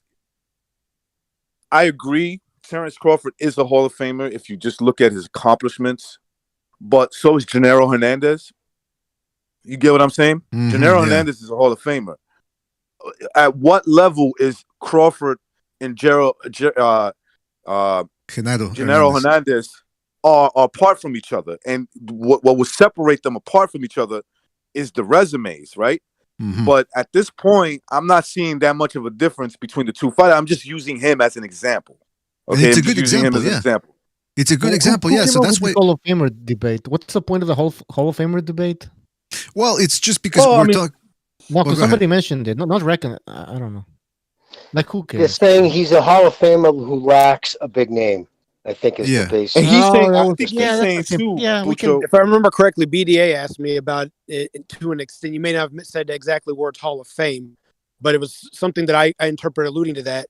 And that's when I brought in Mikey Garcia of being a four-time world champion with the biggest name being on his record is, Easter. Yeah, I remember. No, because you were talking about Johnny Boy, because Johnny Boy mentioned that Crawford's record is I don't remember the words Trash. exactly, but trash. Well, Trash. He had some executives. extremely weak, extremely weak undisputed Yeah. resume. Yeah, okay, but at the same time, like I said, there's many of these multi-division champions. Winning titles in different weight classes. If it was that easy, everybody that Broner is a 4-division champion. Robert Guerrero is one. Yeah, I'm when not you saying look they're at on like the same level of multiple. Crawford. Don't get me. I'm not saying they're at the same level of Crawford. I'm just saying it's been done. Like, Look, I'll give you an Pacquiao- example. Yeah. I'm sorry, Bucho. Here's a comparison, right? Broner is a 4-weight class champion. So is Canelo. Are you even comparing the two? No. You know what I'm saying? Canelo is on another fucking mountain. He's on another just stratosphere compared to him. You get what I'm saying?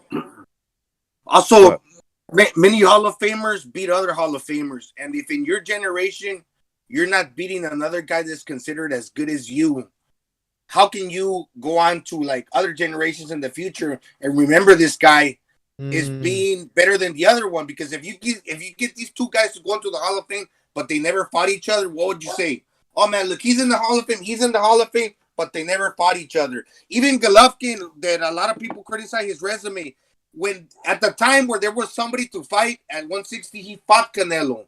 Before there was no names that he could fight. Okay, but when there was somebody to fight, he did. These guys can't even be compared to Golovkin. We'd have to say that a little less. Well, you know what, You're right. The guy at the Gonzalo, time. Terence Crawford right now his career reminds me of Mike McCollum. Skilled, did a lot, accomplished a lot. There's no there's no Sugar Ray Leonard, there's no Marvin Hagler, there's no Tommy Hearns there. There's no Roberto Duran. So that's where his Crawford is at to me. Look, I 2 years ago I was defending him and saying this guy's good, blah blah blah. Against Kavaliauskas and against Kell Brook, he didn't look all that hot to me. So if he wants to make it up to me, which is the most important thing, because I took this personal, he's got to fight Spence and some other guys. But now look, if those guys don't want to fight him, and if it's true what you guys are saying that it's the other side's fault, then he's in a hard place right now. So I never want to throw it out there that I'm thinking it's the other side's fault. I don't think that Spence is afraid by any means. I think that he thinks he's bigger than, meaning star power. Like, you have to come to my level.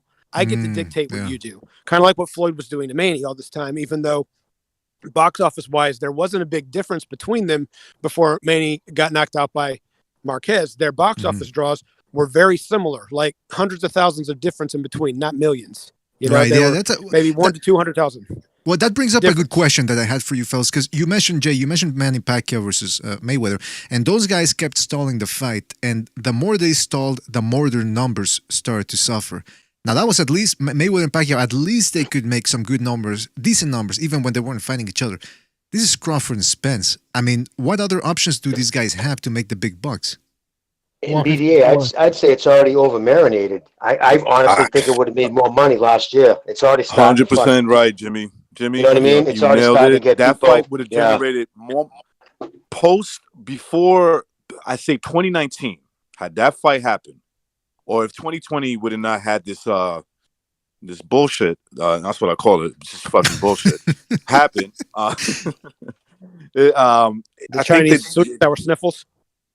Right, the sniffles. If the sniffle effect didn't happen, I think that fight could have been huge 2020, right? And so now you're going to start looking at both of them.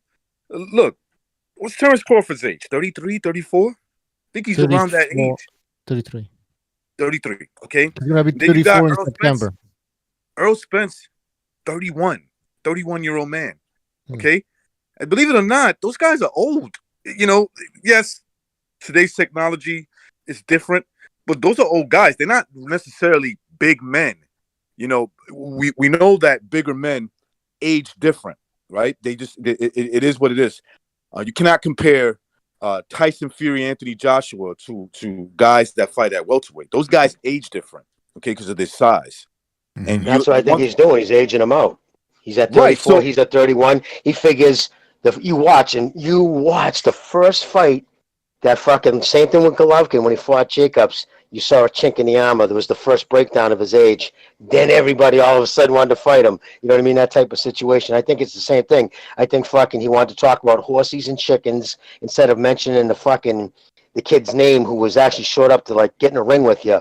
And so yeah, no, I think, and you know what pisses me off most of all is how everybody uses Mickey Garcia. Like when you hear him talk about Spence, they always mention big wins, Mickey Garcia. It's like, wait a minute.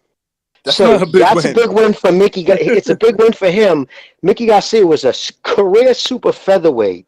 Okay, only had 5 fights his entire career above 126 pounds. In fucking 126 pounds. This is how much I think of. And you had a bigger size disparity between you and him than there was between Lomachenko and Rigondeaux and Triple G and Brook. And those two got eviscerated. Fucking destroyed for fighting those guys. The guy with the largest size disparity, the guy with the fucking, had less fights in between, at that size range, and still didn't stop him. But yet that was the fight that catapulted him to pound for pound status. The hypocrisy was disgusting. When I think of Earl Spence, I don't think about Mikey Garcia. When I think about like what he's accomplished, I think of Kell Brook, I think of Sean Porter, and I think of Danny Garcia. Mikey Garcia never comes to mind. Danny doesn't come to my mind either on this one because you guys have heard my take on Danny. Tough guy, I get that. But, I mean, losing record at welterweight against A opponents, only won a title there because he got a vacant shot against a shot featherweight in Guerrero, and then lost it in his first defense. That, to me, is like, okay, congratulations. You just beat the C-plus fighter who just moved up from D-minus. Congratulations on beating that guy. And the only reason why that was important was because of the car wreck. If it weren't for the car wreck, that fight wouldn't even have been even notably an accomplishment. Yeah, there were questions asked before that fight, whether or not he was going to be able to recover from the car crash. But that was it. The key part to that was that fight was set to go before the car crash. So the car crash is just how they marketed it and sold it. That fight was good to go and sold. It was good, yeah. Danny Garcia had already been given a contract to fight Bud. To fight him, yeah. And listen, I will give that fight was already set to go that way. I will give Spence credit for the way he beat Garcia because he did it no hassle. He got tagged up a couple of times, but it wasn't the way Garcia Thurman, for example. Thurman started off fast and then just sort of fizzled out and started doing more running than actual fighting. Porter beat Garcia. Thurman is at the world class level. Yeah, but Porter beat Garcia was close. Garcia was a little bit close, and then of course you had Garcia versus. Those were his 2 losses. Spence did it clean. That being said, one thing I do dislike about Spence is prior to the Garcia fight that Jimmy touched upon, before the fight, or after the fight rather, they said, it's because, the excuse of why he went 12 rounds was because he wanted to show the world that he had boxing chops, right? He could box. But then, after the accident, he said, the reason I couldn't stop Porter or Garcia was because I hadn't trained properly, and I couldn't, once I pushed, I didn't have the gas to finish him. So I'm thinking, okay, so which one was it? Did you go 12 rounds with Garcia because you wanted to box, or because you didn't have the afterburners to push him to take him out? Right after that fight, I was going to say right after the fight with Garcia, with Mickey Garcia, during the press conference, actually, I know you're not on Twitter often, but that dude Haymanites has a really good tweet where it shows it's, I was trying to stop him. He explained he tried to stop Garcia in the 4th round, and then I tried to stop him again in the 7th, and then he has him repeating, I tried to get him out of there. Try to get him out of there. But then fucking the scene from Crimson Tide, Gene Hackman goes, now shut the fuck up. It's fucking hilarious, dude, the way he fucking dubbed it in. Because all those people saying, oh, no, he was doing that, then went 12. The way he came back and edited that fucking tweet, he crushed people.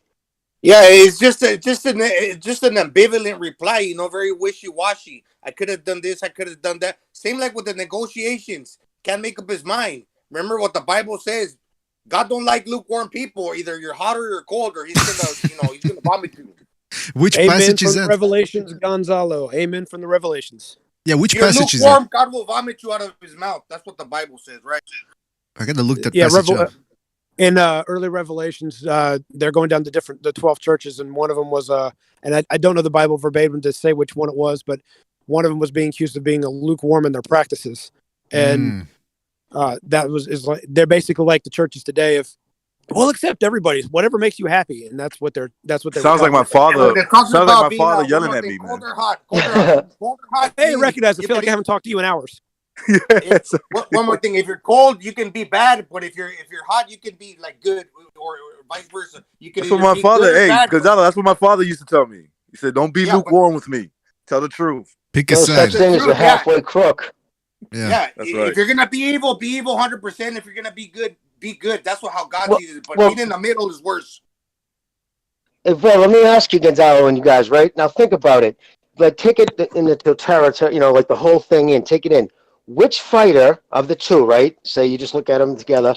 Which fighter has asked for, like, demanded money without sending a fucking contract, right? Which one was that? That was on Spence. Who showed up at whose fight, right? Wasn't Spence showing up at Crawford fight. It was Crawford showing up at his fight. Who blew off who? That was Spence, right? And then, but even more importantly with him is, oh fuck, no, I just lost my train of thought. Anyways, but yeah, no, you look at it, it's always Spence the one like doing the things that show that he doesn't want the fucking fight. That's just my opinion. He's acting like he's better than him, and that's the one thing I don't said that like. earlier. Yeah, he's like trying to dismiss him, like you my son. Oh, It's that's like, the other no, thing. Hey, I'm gonna say real quick too. The other thing was he actually said he told him to come leave his promotional outfit. Who does that? Who fucking during negotiation? Well, you need to come on this side of the street. Like, tell the ultimate way of not wanting a fight when you actually tell your opponent to come sign with your guy. And That's even if what I he don't like does, about- that's already been proven that the fight isn't going to be made just because you go there. But see, again, it's not Crawford saying come sign with Top Rank. It's not Crawford blowing him off at a fight. These are all things Spence is doing. That's why I don't see how it's even questioned anymore who's the one avoiding the fight. I mean, it's All right, now before we continue, don't forget to hit the thumbs up button. Problem. Hit the thumbs up button, please, fellas, and like. Go ahead, Stu. Yeah, this is my problem. I mean, you got Kev calling in and bashing the British fighters for actually taking big fights and getting beat up. I mean, this is what happens when you fight the best fighters. You're going to lose now and again, and we've taken a few losses. But then you've got American fighters that are not willing to fight each other. And it's just nobody. This is the thing, and this is what makes me mad about Kevin, because he's sitting there bashing the UK, but look, it's only the UK guys that are actually stepping up, fighting anyone. I mean, look, Canelo's he's got Golovkin there, but he hasn't got a lot of options really. When you look at some of the guys, Yildirim, come on, man. I mean, Hey, by he the way, doesn't have a lot of options right now. Did any of these guys really? How many Charlos have called out Canelo recently? Come on, man. That's a good I point. mean, Now, so these American. but before we continue, fellas, let's get Mark in here. He's been waiting a while. Mark, are you there? Ah, shit. Yes, I am. Hello. How's it going, fellas? Unbiased. What's up, kid? Well, good to have you on board there, Mark. Listen, we're talking about Spence Crawford. Who's at fault? You follow all the articles and all that. From your estimation, because that's all we can really do here, estimate who's in the right, who's in the wrong, who's in the right, who's in the wrong when it comes to Crawford Spence for the fight not happening. They're both at fault. They both are. Lukewarm. I mean, Spence in the beginning, he was at fault. Now it seems Crawford and his side are a little bit at fault, because the PBC's entire idea was to marinate the fight and get as much money as possible out of it. Now there's a possibility of like Porter and Thurman being available for Crawford. Bob's looking to underpay a bit. Like, people can put whatever spin they want on it, but the reality is you don't get those fighters for less than what they're getting for fighting guys like Formella. At this stage, Crawford said he's happy and he wants the fight to be 60-40, when in actuality Spence is the bigger earner, so they're both at fault in two different ways. One guy's happy to make the money on his side of the street, and all the side of the street situation's a little bit dull, but that's the reality. Crawford's happy to make $4 million a fight fighting the the random ass fighters and the shot fighters of the world, and Spence is happy to be on pay-per-view fighting against whatever amount of fighters he's fighting. They're both kind of happy to do what they're doing. No guy's really screaming to the top of the rafters, "Give me the fight!" Like if Crawford was so upset about it, how come he's not going crazy about it all the time, forcing the fight to happen? Obviously, they're both at fault. You can't pick one over the other. They're both fucking bitching out this fight. Gonzalo, would you say that Mark is being lukewarm, or you think he's picking a side and saying, "Look, it's both guys' fault"? Well, can I just ask Mark? But Mark, right? You got to give it to Crawford. He's the one who at least showed up to Spence's fight, and Spence wouldn't even say his name. And then on top of that, it's Spence the one saying you got to leave your promoter to make the fight happen. It's Spence making. He said that 2.5 years ago. What's that? He said that 2.5 years ago. The most recent situation of... I get that. But the most recent thing that's been said is Crawford won 60-40 when he's not worth more money than him. Well, this is the thing. He won't open up the books anyways. Heyman's not going to open up the books to show what the pay-per-view's got. Yeah, this is the thing, bro. I mean, it's all well and good fighters saying they want fights, but then afterwards overpricing themselves, so they really know the deal's not going to get made. So we can all talk our way into a fight and then demand a ridiculous fee that no one's going to pay. See, that's where I am with it. I mean, and I agree, Spence is the A side too. I agree he should get more of a slice, but that being the case, he should be making the offer. He won't even mention his name. You know what I mean? Like when a dude showed up to his fight. Jimmy's right, and then to add into that, like recently, okay, so he said he wasn't going to take less money than for the Formel fight, but then they doubled the offer. It went from $1 million to $2 million, which is about as much as he made for the guarantee against Spence, and that's it's the guaranteed highest he's ever made. They matched his guaranteed highest, $2 million, and he turned it down. So for Porter, all of these, there's a plan there. There's a plan there. This is what's happening. Look, a lot of people feel that this is Porter, Al Heyman trying to play chess with Bob Arum. So if that fight happens to go to purse bid, the money could go up. That's why. And let's say the money goes to like 10 million. You know, the pot is 10. Somebody let's say Al Heyman puts a bid in for like $10 million. There's a good chance that Aaron's going to be like, "Oh hell no, I got to beat that offer." So exactly. That's like there's a lot of games being played, but I don't. But the thing is, he has. Oh, I'm sorry, Marco. Yeah, just to me point on. I feel that both are in the wrong, really, and just the reality of it. Neither of the two of them have met each other in the boardroom, so neither of them have gone into negotiations with you. That's true. They haven't met. None of them have. It's not like they sat down on the negotiation table and one guy walked away. Exactly. Well, you'd have to first sign a contract. At least have a negotiation first. You have to at least send each other a contract before you sit down, right? You send a contract and you meet with your lawyers to iron it out. Most of the time, it's just your management company. But the thing is, they're not even. Bob wasn't getting responses from when he sent. He offered Danny Garcia $4 million, and he offered Broner. But the thing is with Al, right? I'm just saying is listen. At the end of the day, we're all getting fucked because we're missing us as fans. We don't get the fights, so they really that sucks. But if I was there, if I was working for Al, especially Sean Porter's dad, he doesn't. I think he sees through it. Look what Al's cost. He's left 60-something plus million on the table for Wilder. Following his advice, Broner, he turned down that fucking Rock Nation money, $44 million guaranteed. So and now if he's actually doing this for Broner, if he's saying, don't take the $2 million because we're gonna force his hand. Like Broner they must really like this dude. If they being Broner, okay, what's my option? Not Broner. I'm sorry, dude. Porter, thank you. Jay-Z was giving money away. They should. How can you not say I'm taking that? I mean, Jay-Z, look, if you look at it now, Jay-Z was being very generous, too generous, stupidly generous. They gave fucking $60 million to Cotto for 8 fights. I think Jay-Z overestimated the money that was in boxing when he offered Cotto that really high that deal was just too much for Cotto. He was coming to the end of his career. He signed that deal with his lips, bro. Yeah, he did. Hey, But that's fellas, the before thing, we right? continue, That's hold on, what all these guys Jimmy, do. They come Jimmy. in with big money and they think that's going to be the answer. When it's not. It's relationships you have to cultivate. You know what I mean? It's a fucking hard nut to Listen, crack. That's why so many guys have done this. Come in throwing big Eddie money Hearn, around and lose it. Eddie Hearn has got the right idea. What he will do, he'll get a fighter and he'll try and make him a star in his hometown first. Then he'll move it onto the UK level and then onto the world level. You've got to have a backing in A your own base. town first. Exactly. You're not going to become a star. This is the problem. I mean, a lot of these fighters are not even names in their own cities, their own towns, man. So that's a problem with a Not lot even of names in their own fucking house, bro. Yeah. Sorry, Mark, exactly. I didn't hear that. Not I didn't hear that, even Mark. names in their own household, bro. Not even Yeah. names in their own. But then you have to find a different Never avenue mind. sometimes, because when you have someone like Vernon Forrest who isn't going to sell in Georgia, because if you're not Evander Holyfield, you don't sell in Georgia. So we knew he had the talent. It just took a long time to build up a following for him because he couldn't get on TV. Nobody wanted to fight him, and you couldn't build him up in Augusta because Augusta's a golf town.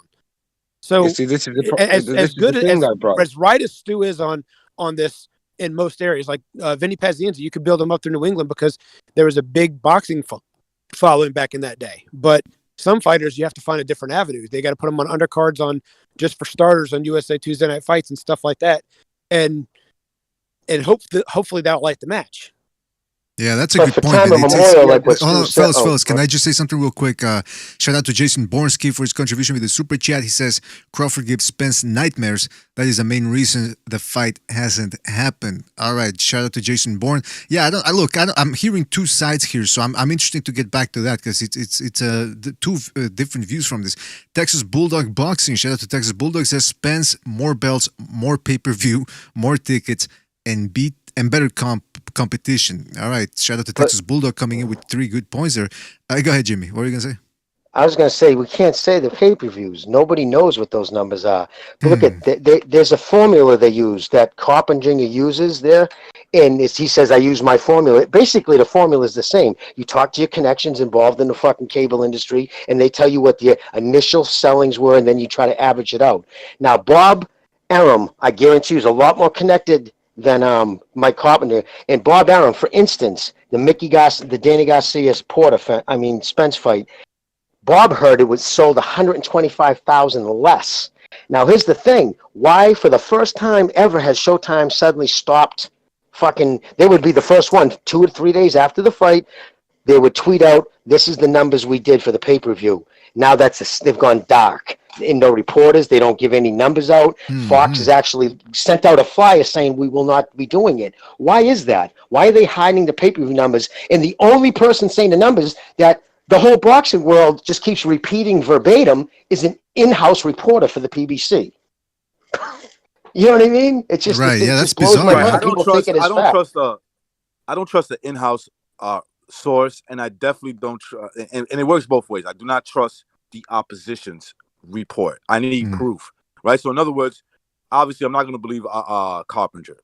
He's proven himself to be a shill, just a shill for PBC. And Bob Arum. I mean, let's face it. I don't underestimate Bob Arum and his connection, but can he over-exaggerate and lie? I mean, yeah. I mean, the guy pretends to be. I lied to you yesterday, but I'm telling you the truth today. He pretends to be on your side, while meanwhile he was the one that set you up. That's Bob Arum. Dude, he's been in the game 50 years. Imagine how big of a snake he is. When you really think about it, can you trust an in-house reporter? No. Can you trust a rival promoter who's involved in the negotiations to leverage his own fighter? Absolutely fucking not. No. So, Mark, you can't trust anybody basically in boxing. Crawford's not helped himself really as well. Crawford doesn't look like the sort of guy that you can negotiate with him and he's going to give a little. I mean, look, even when Bob said through the COVID period, obviously no supporters, money's a bit tight at the moment. Can you take a little pay cut? Like all fighters should really. Then there's no revenue coming in. Yeah, Crawford still demanded his $3 million. Didn't care about anything else. Didn't care about the future fights or anything at the time. Just wanted his paycheck. And this is the problem with Crawford. Is he the sort of guy that he's going to give in a little bit with negotiations? Because if you want everything your own way, then that's when fights are not going to happen because egos take over in boxing. We all know that. two big egos. Fair play to Wilder and Fury. Like they get a bit of stick on here. Especially Wilder. But everything was 50-50 down the middle. The fight was made in a couple of hours. Do you know what I mean? This is right. What it should be. That's a great point by Stu. We can say fair play to them, but we have to say fair play to the man who's making that happen, and that's Daniel Keenan. Whoever made it happen, the fighters still have to agree, Mark, and they agreed after 2 hours. They got the done. They didn't care who was walking in first. They didn't care about who had to get their cocks out and show that they earned the most money on the night. It was just 50-50. Let's get this on for the fans. And let's also be honest, the pot thickened too, right? It got bigger and bigger. Mate, they made good money out of that. Wilder made. I'm hearing Wilder made nearly close to $20 million for that second fight. I mean, that's good money, man. I think he did over 25 million a piece is what they made. 25 million a piece. There you go, man. There's something to be said though when two people mortally hate each other enough to want to get in the ring that the money's not an option. I don't think that's the case with Crawford and Spence. I think egos are in the way and hostility's not. If they really hate each other bad enough, Stu would be completely right. 50-50 down the middle, I don't care what it is. Get that motherfucker in the ring so I can get exactly, Jay. Then you know what? Let's start a rumor. Let's start a rumor then. Let's start a rumor. Let's start a rumor. Let's start a rumor and say, hey, listen, let's message Spence, let's message Crawford, say that they were talking shit about each other's mother, their wives, their dogs, whatever. And let's make it happen. Why not? What's the worst that could happen? Look, when you're talking that sort of level of fight like Spence Crawford, I mean, they're going to make good money anyway. I mean, are we really going to? They're sort of like biting the nose up to spite their face, sort of thing, for the sake of a few $100,000. I mean, I just don't get it. Get the fight on. Sometimes you have to take. Anthony Joshua, believe it or not, took 25% of the paycheck against Charles Martin, and he brought in all the revenue. He took a pay cut because he knew it would pay in the future. He'd knock Charles Martin out, and the world was his oyster. But he still went in there. Maybe Charles Martin. Remember the Daisy Dukes he had on in that fight? His tight little shorts. Exactly. The man was a fucking clown. But what I'm saying is, Joshua went in there. That clown earned 75% of the revenue of that fight. He made $10 million. I believe he made £5 million English pounds. I think Charles Martin made for that fight. So this is saying Joshua £5 million. Look at that. Although that is true, Stuart. Although that is true, I'm sorry. The guy that loses, maybe it's like a pride thing. One guy knows that he's gonna move on to bigger and better things and make a lot more millions than the guy that loses. Well, this is it. Joshua wasn't thinking for the moment; he was thinking for the future. And this is like the fighters are just thinking for the moment. It's like he had confidence in his abilities. Of course, man. I mean, look, we all knew Joshua was going to go through Charles Martin like a doorway, so that it wasn't rocket science. But you know, he still had to take the paycheck. I mean, this clown that walked in with couldn't even find shorts to fit him was earning $5 million that night, and he was earning peanuts. Why can't you just Why you keep making fun of his attire, man? Come on, now, man. Oh, that was so fucking terrible. Out of nowhere. His little brothers. Charles Martin appears.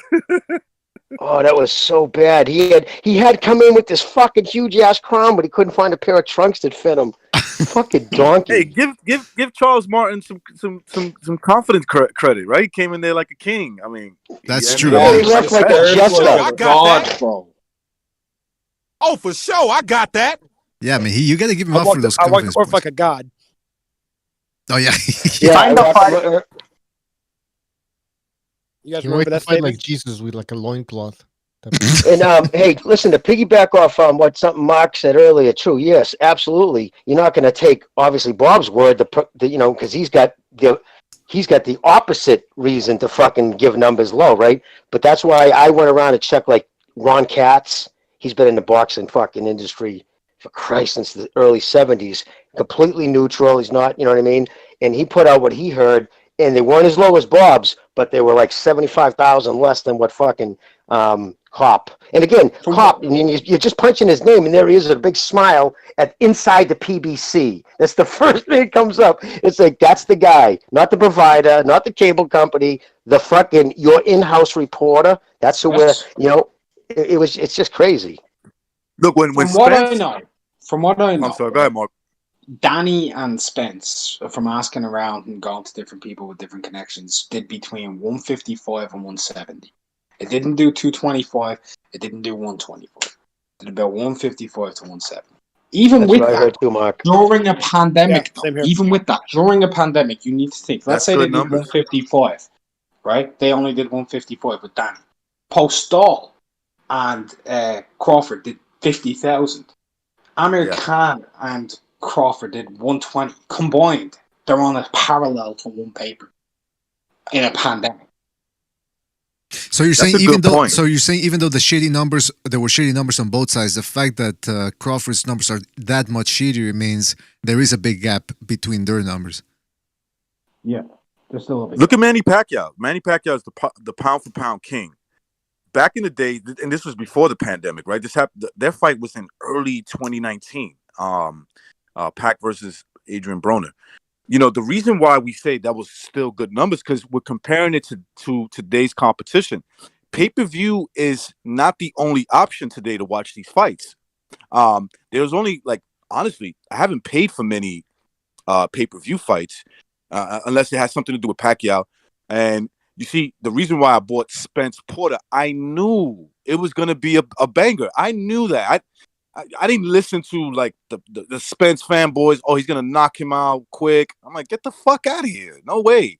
He might knock him out. He may stop him, but that fight's gonna be a war. Porter is going to give Porter's gonna give Spence all he can handle, and he did. Okay, he almost won that fight, in my opinion. He could have won that fight if it wasn't for the knockdown. Do you know another thing which is wrong with boxers, right? Very selfish boxers. I mean, when it comes to this is where American boxing needs to change with its fees. I mean, it's just ridiculous fees they're charging. I think they need to go down a UFC route where they take it down to about $50 and stack the card. These fighters, these A-siders, top of the bills, they need to start taking a little bit less and stacking the card a bit because in the long run, it helps you make money. Dillian Whyte knows that he can't carry a pay-per-view event on his own. He just can't. He's a good name and he's a fun to watch, but he's not that guy. He has to stack his cards, and he does that. He spends a lot of money paying these guys to come over and fight in his cards, but he's still making good money himself because people are buying it, thinking, well, maybe if I don't want to see Dillian Whyte, I want to see this guy or that guy. Stacking the cards. I mean, all right, the last card weren't stacked; it was dreadful. But it was still him and Povetkin as the main event. Sorry. It was still him and a known name in the heavyweight division with Povetkin. You know what I mean? He needs to have that opponent. But it's about stacking the cards, Mark. At the end of the day, and I think boxing has. I mean, how often do you watch a card and you're like just praying for the main event to come on because you're just stinking just to watch? It's 4 hours of stinking. Too often, and man. Bob Arum card. Bob Arum cards are famous for that. Like all through the 90s with De La Hoya in the early 2000s, the undercards are very forgettable names, very forgettable fights. But the main event was what counted. Don King, on the other hand, paid his guys chump change compared to what he was bringing in. But you had Azuma Nelson and Julian Jackson and Julio Cesar Chavez and Terry Norris and a lot of times they were fighting other champions. So that's true. You know what? One of the worst cards I've ever seen, man. One of the worst cards I've ever seen. De La Hoya Pacquiao. They had 3 undefeated fighters, I think, fighting against limited competition, and I think all the undercard fights ended within less than 3 rounds. So they had to buy time, talk about the fight, show the stats, and it was one of the worst things I've ever seen. And even I think Bob Arum had said, "Well, look, listen, people are gonna buy the fight regardless, so you might as well put a shit undercut." I said, "Oh boy." That's great, man. That's fantastic for a boxing fan to hear, man. That's the wrong attitude. Look, when you see a lot of British cards, I mean, Eddie Hearn, when he started coming through, because he just didn't have enough big superstars to carry it through. I mean, what he did, he would put on average main events and stack the card. And that's what he'd do. I mean, and it started to work for a while. But then obviously now fighters are demanding more money. Eddie Hearn's gone a bit down a route where some of the cards are just. What do you bums? What do you bums know about negotiating a fight? Did he say that? Jeez. Who said that? I think Bob Arum said that. What the fuck was that evil voice? That was terrible. I know. It was terrible. The thing is, like I said, we don't need to know. We know enough. We don't need to know it all, but we know enough. And the fact is, if these guys weren't fighting, what would they be doing? Because half of them ain't got the intelligence to fucking to work a calculator out. Never mind hold a proper job down. So look, No, you're talking about me. a lot of them. That's all they. They're still gonna look. They're still gonna take 2-3 million, even if they're demanding 5 and you offer them 2.5, and they've got no choice. They will take it in the end because. But if you keep bowing to their demands, this is what's happening. Fighters are just getting greedy, bowing to demand. You've got these yes man falling all over them. You know, and say we like about Don King. Don King didn't pay fighters as much money as he should have done, but the man made the best fights in the history of boxing. You know, they get right. Them guys weren't getting millions every fight. Some of them guys, some were, most of them weren't. But he kept them hungry. He put on the best show. He gave them big purses up front, but took a lot off the back end for the promotional fee. Plus, Don King was mobbed up as fucking, and he had Vegas telling him, you know, which fights were going to bring in the biggest spread. Yeah, but the thing is, as a fan, back then you didn't give a shit about any of that, did you? Of course not. You just Exactly. You're right. I say it all the time, Stu. You know the mob did a better job running it because they forced those guys to fight. Yep. Oh, yeah. I mean, I know one thing. I know Lennox Lewis made very good money with Don King. I know Mike Tyson. Say we like about Mike Tyson being robbed, and Mike Tyson made an absolute fortune with Don King. He just spent it all. That's it. That's not Don. All right. Well, Don he King said it himself. He said it himself, Yeah. Stu. You're right about that. Mike Tyson said that, you know, yes, Don King's a piece of shit, but a lot of it was him misspending because he was spending a lot of money. He was buying his mates that he'd not seen for years, Porsche Turbo Carreras and stuff. Of course, how long your money's going to last with that? I mean, that's why I hate when guys like Don King was charging him $1,000 for towels and stuff. But at the end of the that's day, why I hate when guys like him get money. Because if you think about Mike Tyson, the life he lived, I mean, he was dirt poor, barely lived with a family. So guys like that, they're super generous to the people that they care about, or even let's say you're a new guy coming around, and Mike Tyson happens to like you. He didn't grow up with you, but you know, you're a fan of his, and he likes you. He thinks you're a nice guy or whatever. Mike was the sort of guy that a lot of that anger is it's not the real Mike, really. I just think he just explodes because he gets frustrated. But Mike's got a good heart. Mike would give his last fucking $10 to someone, and that's why he lost his money. You know, most people I know that have got a lot of money are tight, greedy, and that's why they've got money. But when you start same with me, I'm the same, mate. I'm weak for it. If I know someone's struggling, man, I'll fucking get my wallet out and help them if I can. Do you know what I mean? I'm the same, and I'm nowhere near the money that Mike's got. So I'm the same. I know when you're not used to having much growing up, and you come across a few quid or something, and these Mike guys, Tyson made 300 million think over about this, Stu. at the time. Think about this, Stu. Mike Tyson made $300 million. Yeah, we're talking about this was in the 90s. This was in the 90s. He made that money. 365 million to be exact. $365 million in the 90s. He made this money. Dude, well, listen, the largest house in the world, in the country, in Connecticut, and he only went to it twice before it was taken. Yeah, I mean, didn't 50 Cent buy his house in the end? 50 Cent did buy his house. Well, Yeah, one of like, them. One of them. The one he had in Connecticut, there was the dog fighting crew living there. So, Recognize had a good point on how much money he was making. People need to put things in a perspective of what technology was in the 90s. Down where I was at, you had to order the fight a week ahead of time and go get a box from the cable company in order to get a Mike Tyson fight.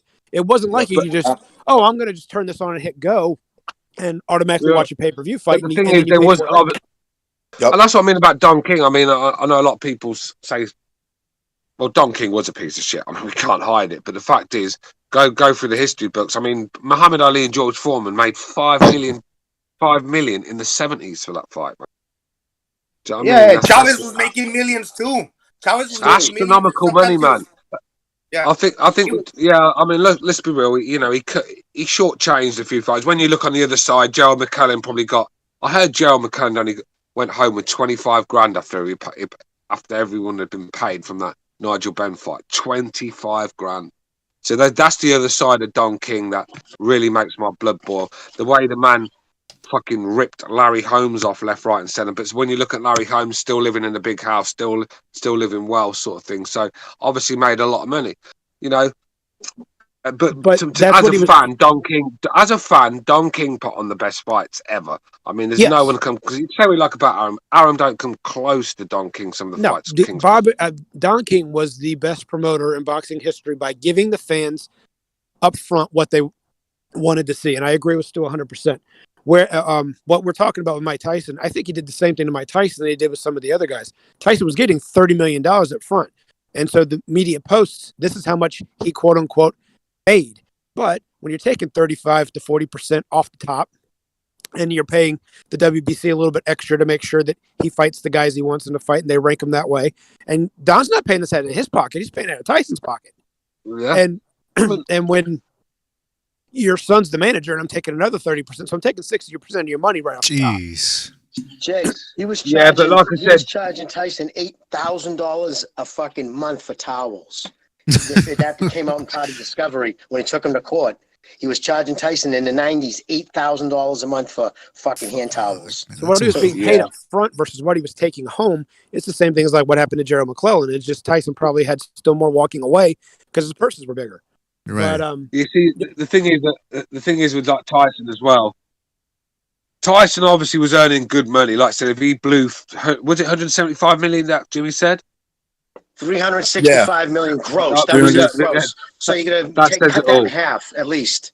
Yeah, and look, let's be real. He must have paid Lennox Lewis fucking about 12 million just to avoid the guy. So he obviously had a few quid.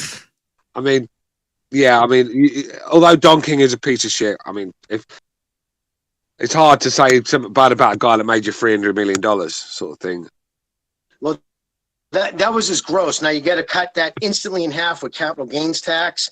But then he had endorsements and other things, and TV deals and everything else. So he was having money coming everywhere. He just wasn't, sophisticated enough to even, like he said, I couldn't even balance a checkbook. Never mind handle hundreds of millions of dollars. That's the problem, mate. Overwhelming. When you let other people run your finances, don't be surprised when you go in the pot and there's fuck all left. This is the thing. I mean, you've got to have smart people around you when you've got that sort of money. And you like got Lennox people you Lewis. can trust. Like Lennox, Lennox that's Lewis. this is what I mean about Lennox Lewis. Like Ray Leonard. Yeah. Ray Leonard didn't How have a can promoter. anyone say a bad word about Lennox Lewis, man? I mean, I just don't get it. They just Because he's don't a like cunt. him. He's a cunt. He's kind of arrogant, but like in terms of what he did in the ring, Exactly. I don't have no issues with that guy. That guy, if you really dissect his career, don't talk to me about guys in the past, okay? I don't care, but I'm talking about like for him. Let's just judge him by his era. He fought all the top guys. All was of them. boring Mate, against Davey too. Listen, it's not Yeah, just he that. was boring He against Davey. fought, I agree with that. he fought young, hungry lions with big knockout Who ratios. cares? He fought all comers. He fought Vitaly Klitschko in 2 weeks' notice. He fought Tyson. He fought Holyfield. Galata. He fought Andrew Galata, destroyed him in a round after Galata Who cares? beat the brakes off Riddick Bowe. I mean, got disqualified. I will say this look, about Lennox Shannon Lewis. Briggs was knocking everyone out. He's got destroyed. Michael Grant was the next. Well, he wasn't the next Deontay Wilder. Deontay Wilder went around, but he was like a Deontay Wilder back then. Hey, I will say this. I will say as this well. about. I David will say Stewart, this big about Lennox puncher. Lewis. You know what I mean? I will say this about Lennox Lewis, greatest Canadian heavyweight of all time. I consistently say it. People don't like to hear it, but it's the truth, man. Come on. He's starting to sound like Kevin. Excuse me. I'm sorry. He's not Canadian by ethnicity, all right? Get it straight. He's the greatest Jamaican heavyweight of all time. Okay, that's where Oh he's shit! from. Yeah, that's true. Yeah, that's Doesn't what he Kevin live in would America say. though? That's where he's from by ethnicity. Yeah, Kevin would say he's not Canadian by ethnicity. Look, I'm not going to get into the nationality thing. All I know is I saw the Union Jack being waved when he won the fight. I saw the God Save the Queen being sung when he was fighting Mike Tyson. Good enough for me. But look, all that That aside, motherfucker's the definition and the of Jamaican transracial. flags. well, He was the Tupac. He was the Tupac of boxing. So you know what? He was the Tupac. He was the Tupac of boxing. Nobody knew where the fuck he was from. He's actually got more passports than Jason Bourne, the real Jason Bourne. So in fairness, when people try the detractors that try and take away from him because it wasn't a prime Holyfield or it wasn't a prime Tyson, he couldn't help the way when they were and where those fights came about. Now Tyson and Lewis would have happened back in around 1993ish if it weren't for the fact that Holyfield said he would obligate his mandatory contention for Michael Moore first, and he lost that fight. Had it not been for Michael Moore, that fight would have happened a lot earlier. Who knows who would have won? But Mike Tyson was in jail. Let me correct you real quick, Jay. Mike Tyson was in jail. Tyson was in jail. I was talking about Lewis and Holyfield. Oh, copy. Got you. I'm sorry. Go ahead. So Michael Moore 90 seconds. got in the way of that one. So yes, he as did. far as He did. Bo and Lewis not happening, if memory serves, on different. What's that?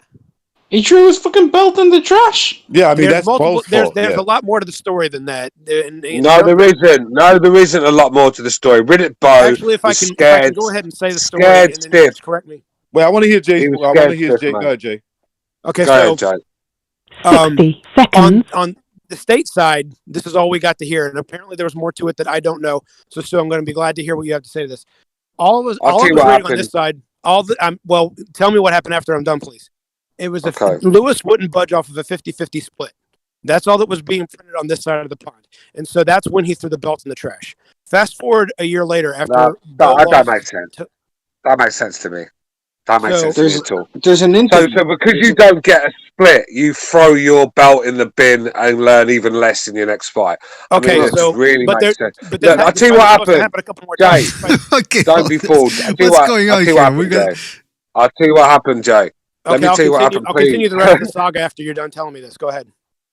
Listen, I can't sit here and listen to this, bro. We all know. Any of us that was around at the time knows the truth, and the truth is Riddick Bowe just had something in his head that he couldn't beat Lennox Lewis. He lost in the Olympics, got stopped, and it's just one of them demons. And it weren't nothing about 50-50 splits. At that time, the WBC belt was the most prestigious belt on the planet. Lewis had been chasing it for years. That was the one that everyone wanted. He had massive fights ahead of him with that belt. Why would you throw it in the bin and just basically lose the respect of most of the boxing world? When he chucked that belt in the bin, it made me sick to my stomach just looking at it. Oh, me too. But that was mostly Brock Newman making that decision. That wasn't. It doesn't matter who did it. It doesn't matter. The fact is, I watched Riddick Bowe. I watched Riddick Bowe throw that belt in the bin, and it made me sick to my stomach. And he ducked to Lennox Lewis. I remember Lennox Lewis. He couldn't get a fight from this guy for tough, and he tried everything. He was turning up his fights. He was calling them out. He was calling them names. Riddick Bowe didn't want no part of that fight. And in the end, he ends up getting, exposed by Andrew Gallotta. Let's just say that. Okay, so then the rest of what happened, as I was trying to say, was a year later after Holyfield. Well, that's my point. That's what my point. You can go on and say, keep going on about fucking nonsense if you want. I've just told you what's happened. This is what happened, but you won't listen to what the story is on this side of the pond. Now, I know you love Lennox Lewis. I'm not detracting from him. I want to tell the historical side of everything I've seen, read, and everything else to go with it. If you would like to listen to it, I would appreciate it. But if it's not true, what's the point of saying it? It is true.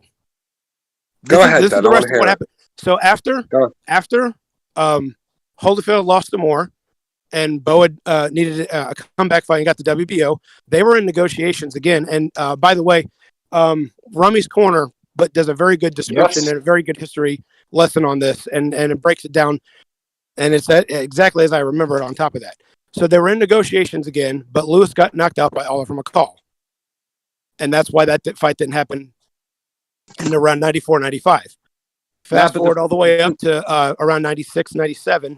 They're in negotiations again another time, but Riddick Bowe has to get by Andrew Gallotta, and Andrew Gallotta got his ass whooped Bowe's ass.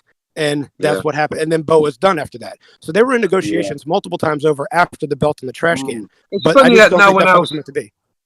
It's funny that no one else had a problem getting a fight with Lennox Lewis. Mike, Evander, all them names I mentioned earlier, none of them had a problem getting a fight with Lennox Lewis. I remember Lennox and Lewis. Yeah, I remember Lennox and Holyfield taking a year and a half longer to negotiate. It doesn't matter. The fight was made. When did you ever see Lennox Lewis fight Riddick Bowe in a professional ring? When did you see it? It didn't happen. This is my point.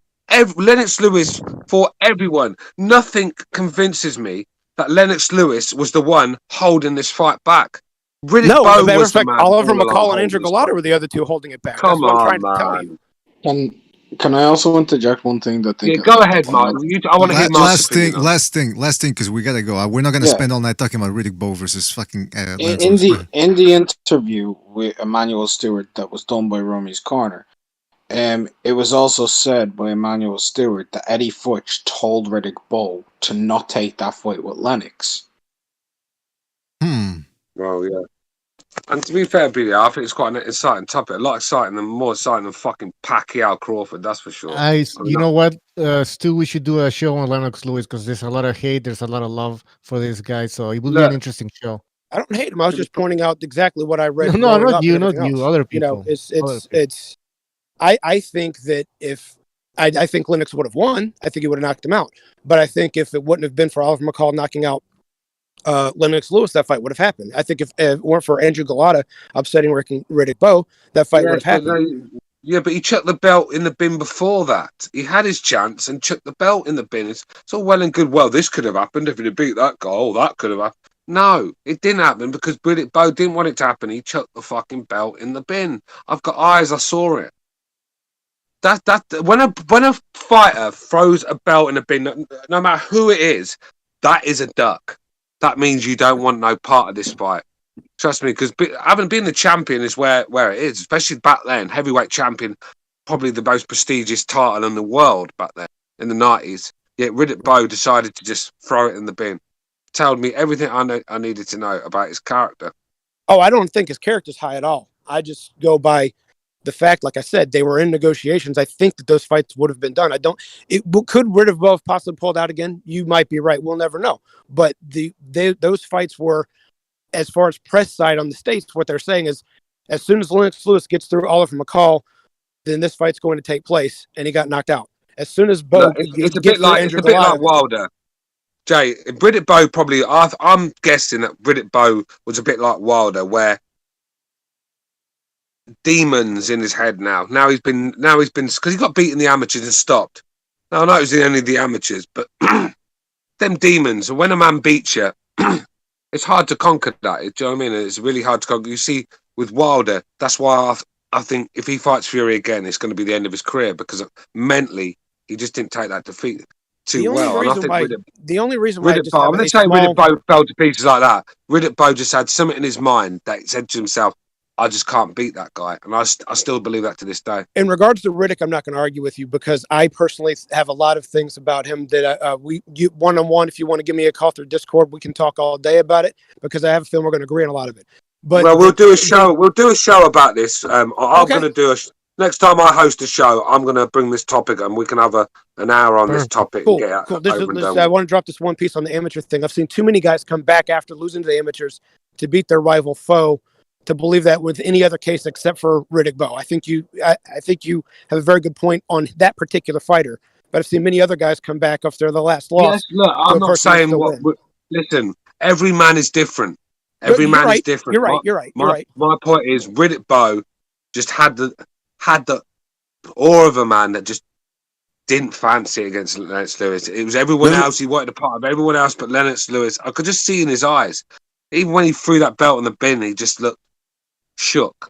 He just didn't want no part of Lennox Lewis. At that time, who do you think would have won? It's a mental thing. I'm just guessing. It might not be the case, but I saw a man because through the 90s was when I watched the most boxing. I really loved it. I watched them all. Riddick Bowe was always in big fights. I like Riddick Bowe, but at the end of the day, I actually watched Riddick Bowe Herbie Hyde as well. But at the end of the day, Riddick Bowe did everything in his power to avoid that fight.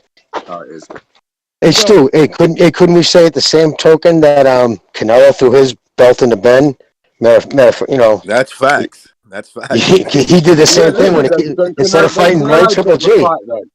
Then Canelo ducked the fight. Then look, I'm not coming with double standards here because it's Canelo. No, I wasn't doing it as a gotcha moment to you. I was saying, isn't that weird? No, it's like the same type of thing, right? I think the difference between Canelo fought Golovkin twice for 24 rounds. Riddick Bowe didn't fight for 1 second against Lennox Lewis. Riddick Bowe he got kicked out of the Marine Corps. He couldn't handle basic training. Really? Yeah, he got burst off by that time. Yeah, he did. I don't know about you guys, but I'm pretty sad that fight never happened because I always thought Riddick Bowe at that point would have kicked Lennox Lewis's ass. I'll give you the creepy info. I'll give you the weird information. You don't know. I mean, the thing with Lennox Lewis. I don't know. I'm saying. No, you do know. Remember, Recognize. This is the Lennox Lewis before Emmanuel Stewart. I think Riddick Bowe would have knocked his ass out. Yeah, it could have done, but then they get hard. I don't know, man. Like I said, I think, like you said, Lennox Lewis with Manny Stewart would have been a different ballgame. Different ballgame. That's a no-brainer. Different ballgame. Look, Riddick Bowe is a dangerous customer, man. He was a world-class fighter. Through combinations, he threw fast combinations, bro. He was a fast. His work rate for a big guy, man, was unbelievable. It was insane. Man. Yeah, it was insane. Riddick Bowe also his inside pocket fighting and that double jab he had was really good. Yes, there you go. A possible scenario that recognizes, alluding to, if I may, would be like use the jab, throw the overhand right. It may not land, but that gets him inside to do the inside work, and that's where he could have beaten Lennox Lewis down. However, I can also see the fact that Frank Bruno left hook might have been able to come over the top when Bowe wasn't looking, and that could have changed the fight. So since we don't know, Riddick Bowe could have won that fight. He's a live dog against anyone. But the thing is, my point is, he didn't take the fight when he was at his best as well. Like Recognize said, probably the favourite in that fight as well, and he just didn't want no part of it. Yeah. Well, listen. We gotta go. We gotta go. 1 minute. One more point, BDA. One more point. I don't like to see any champion duck an opponent. I just don't like to see it. Yeah, I mean, nobody likes that. I mean, it's, and that's why it came full circle a bit there with the Crawford versus Spence thing, because who's ducking who? You guys brought up some great points.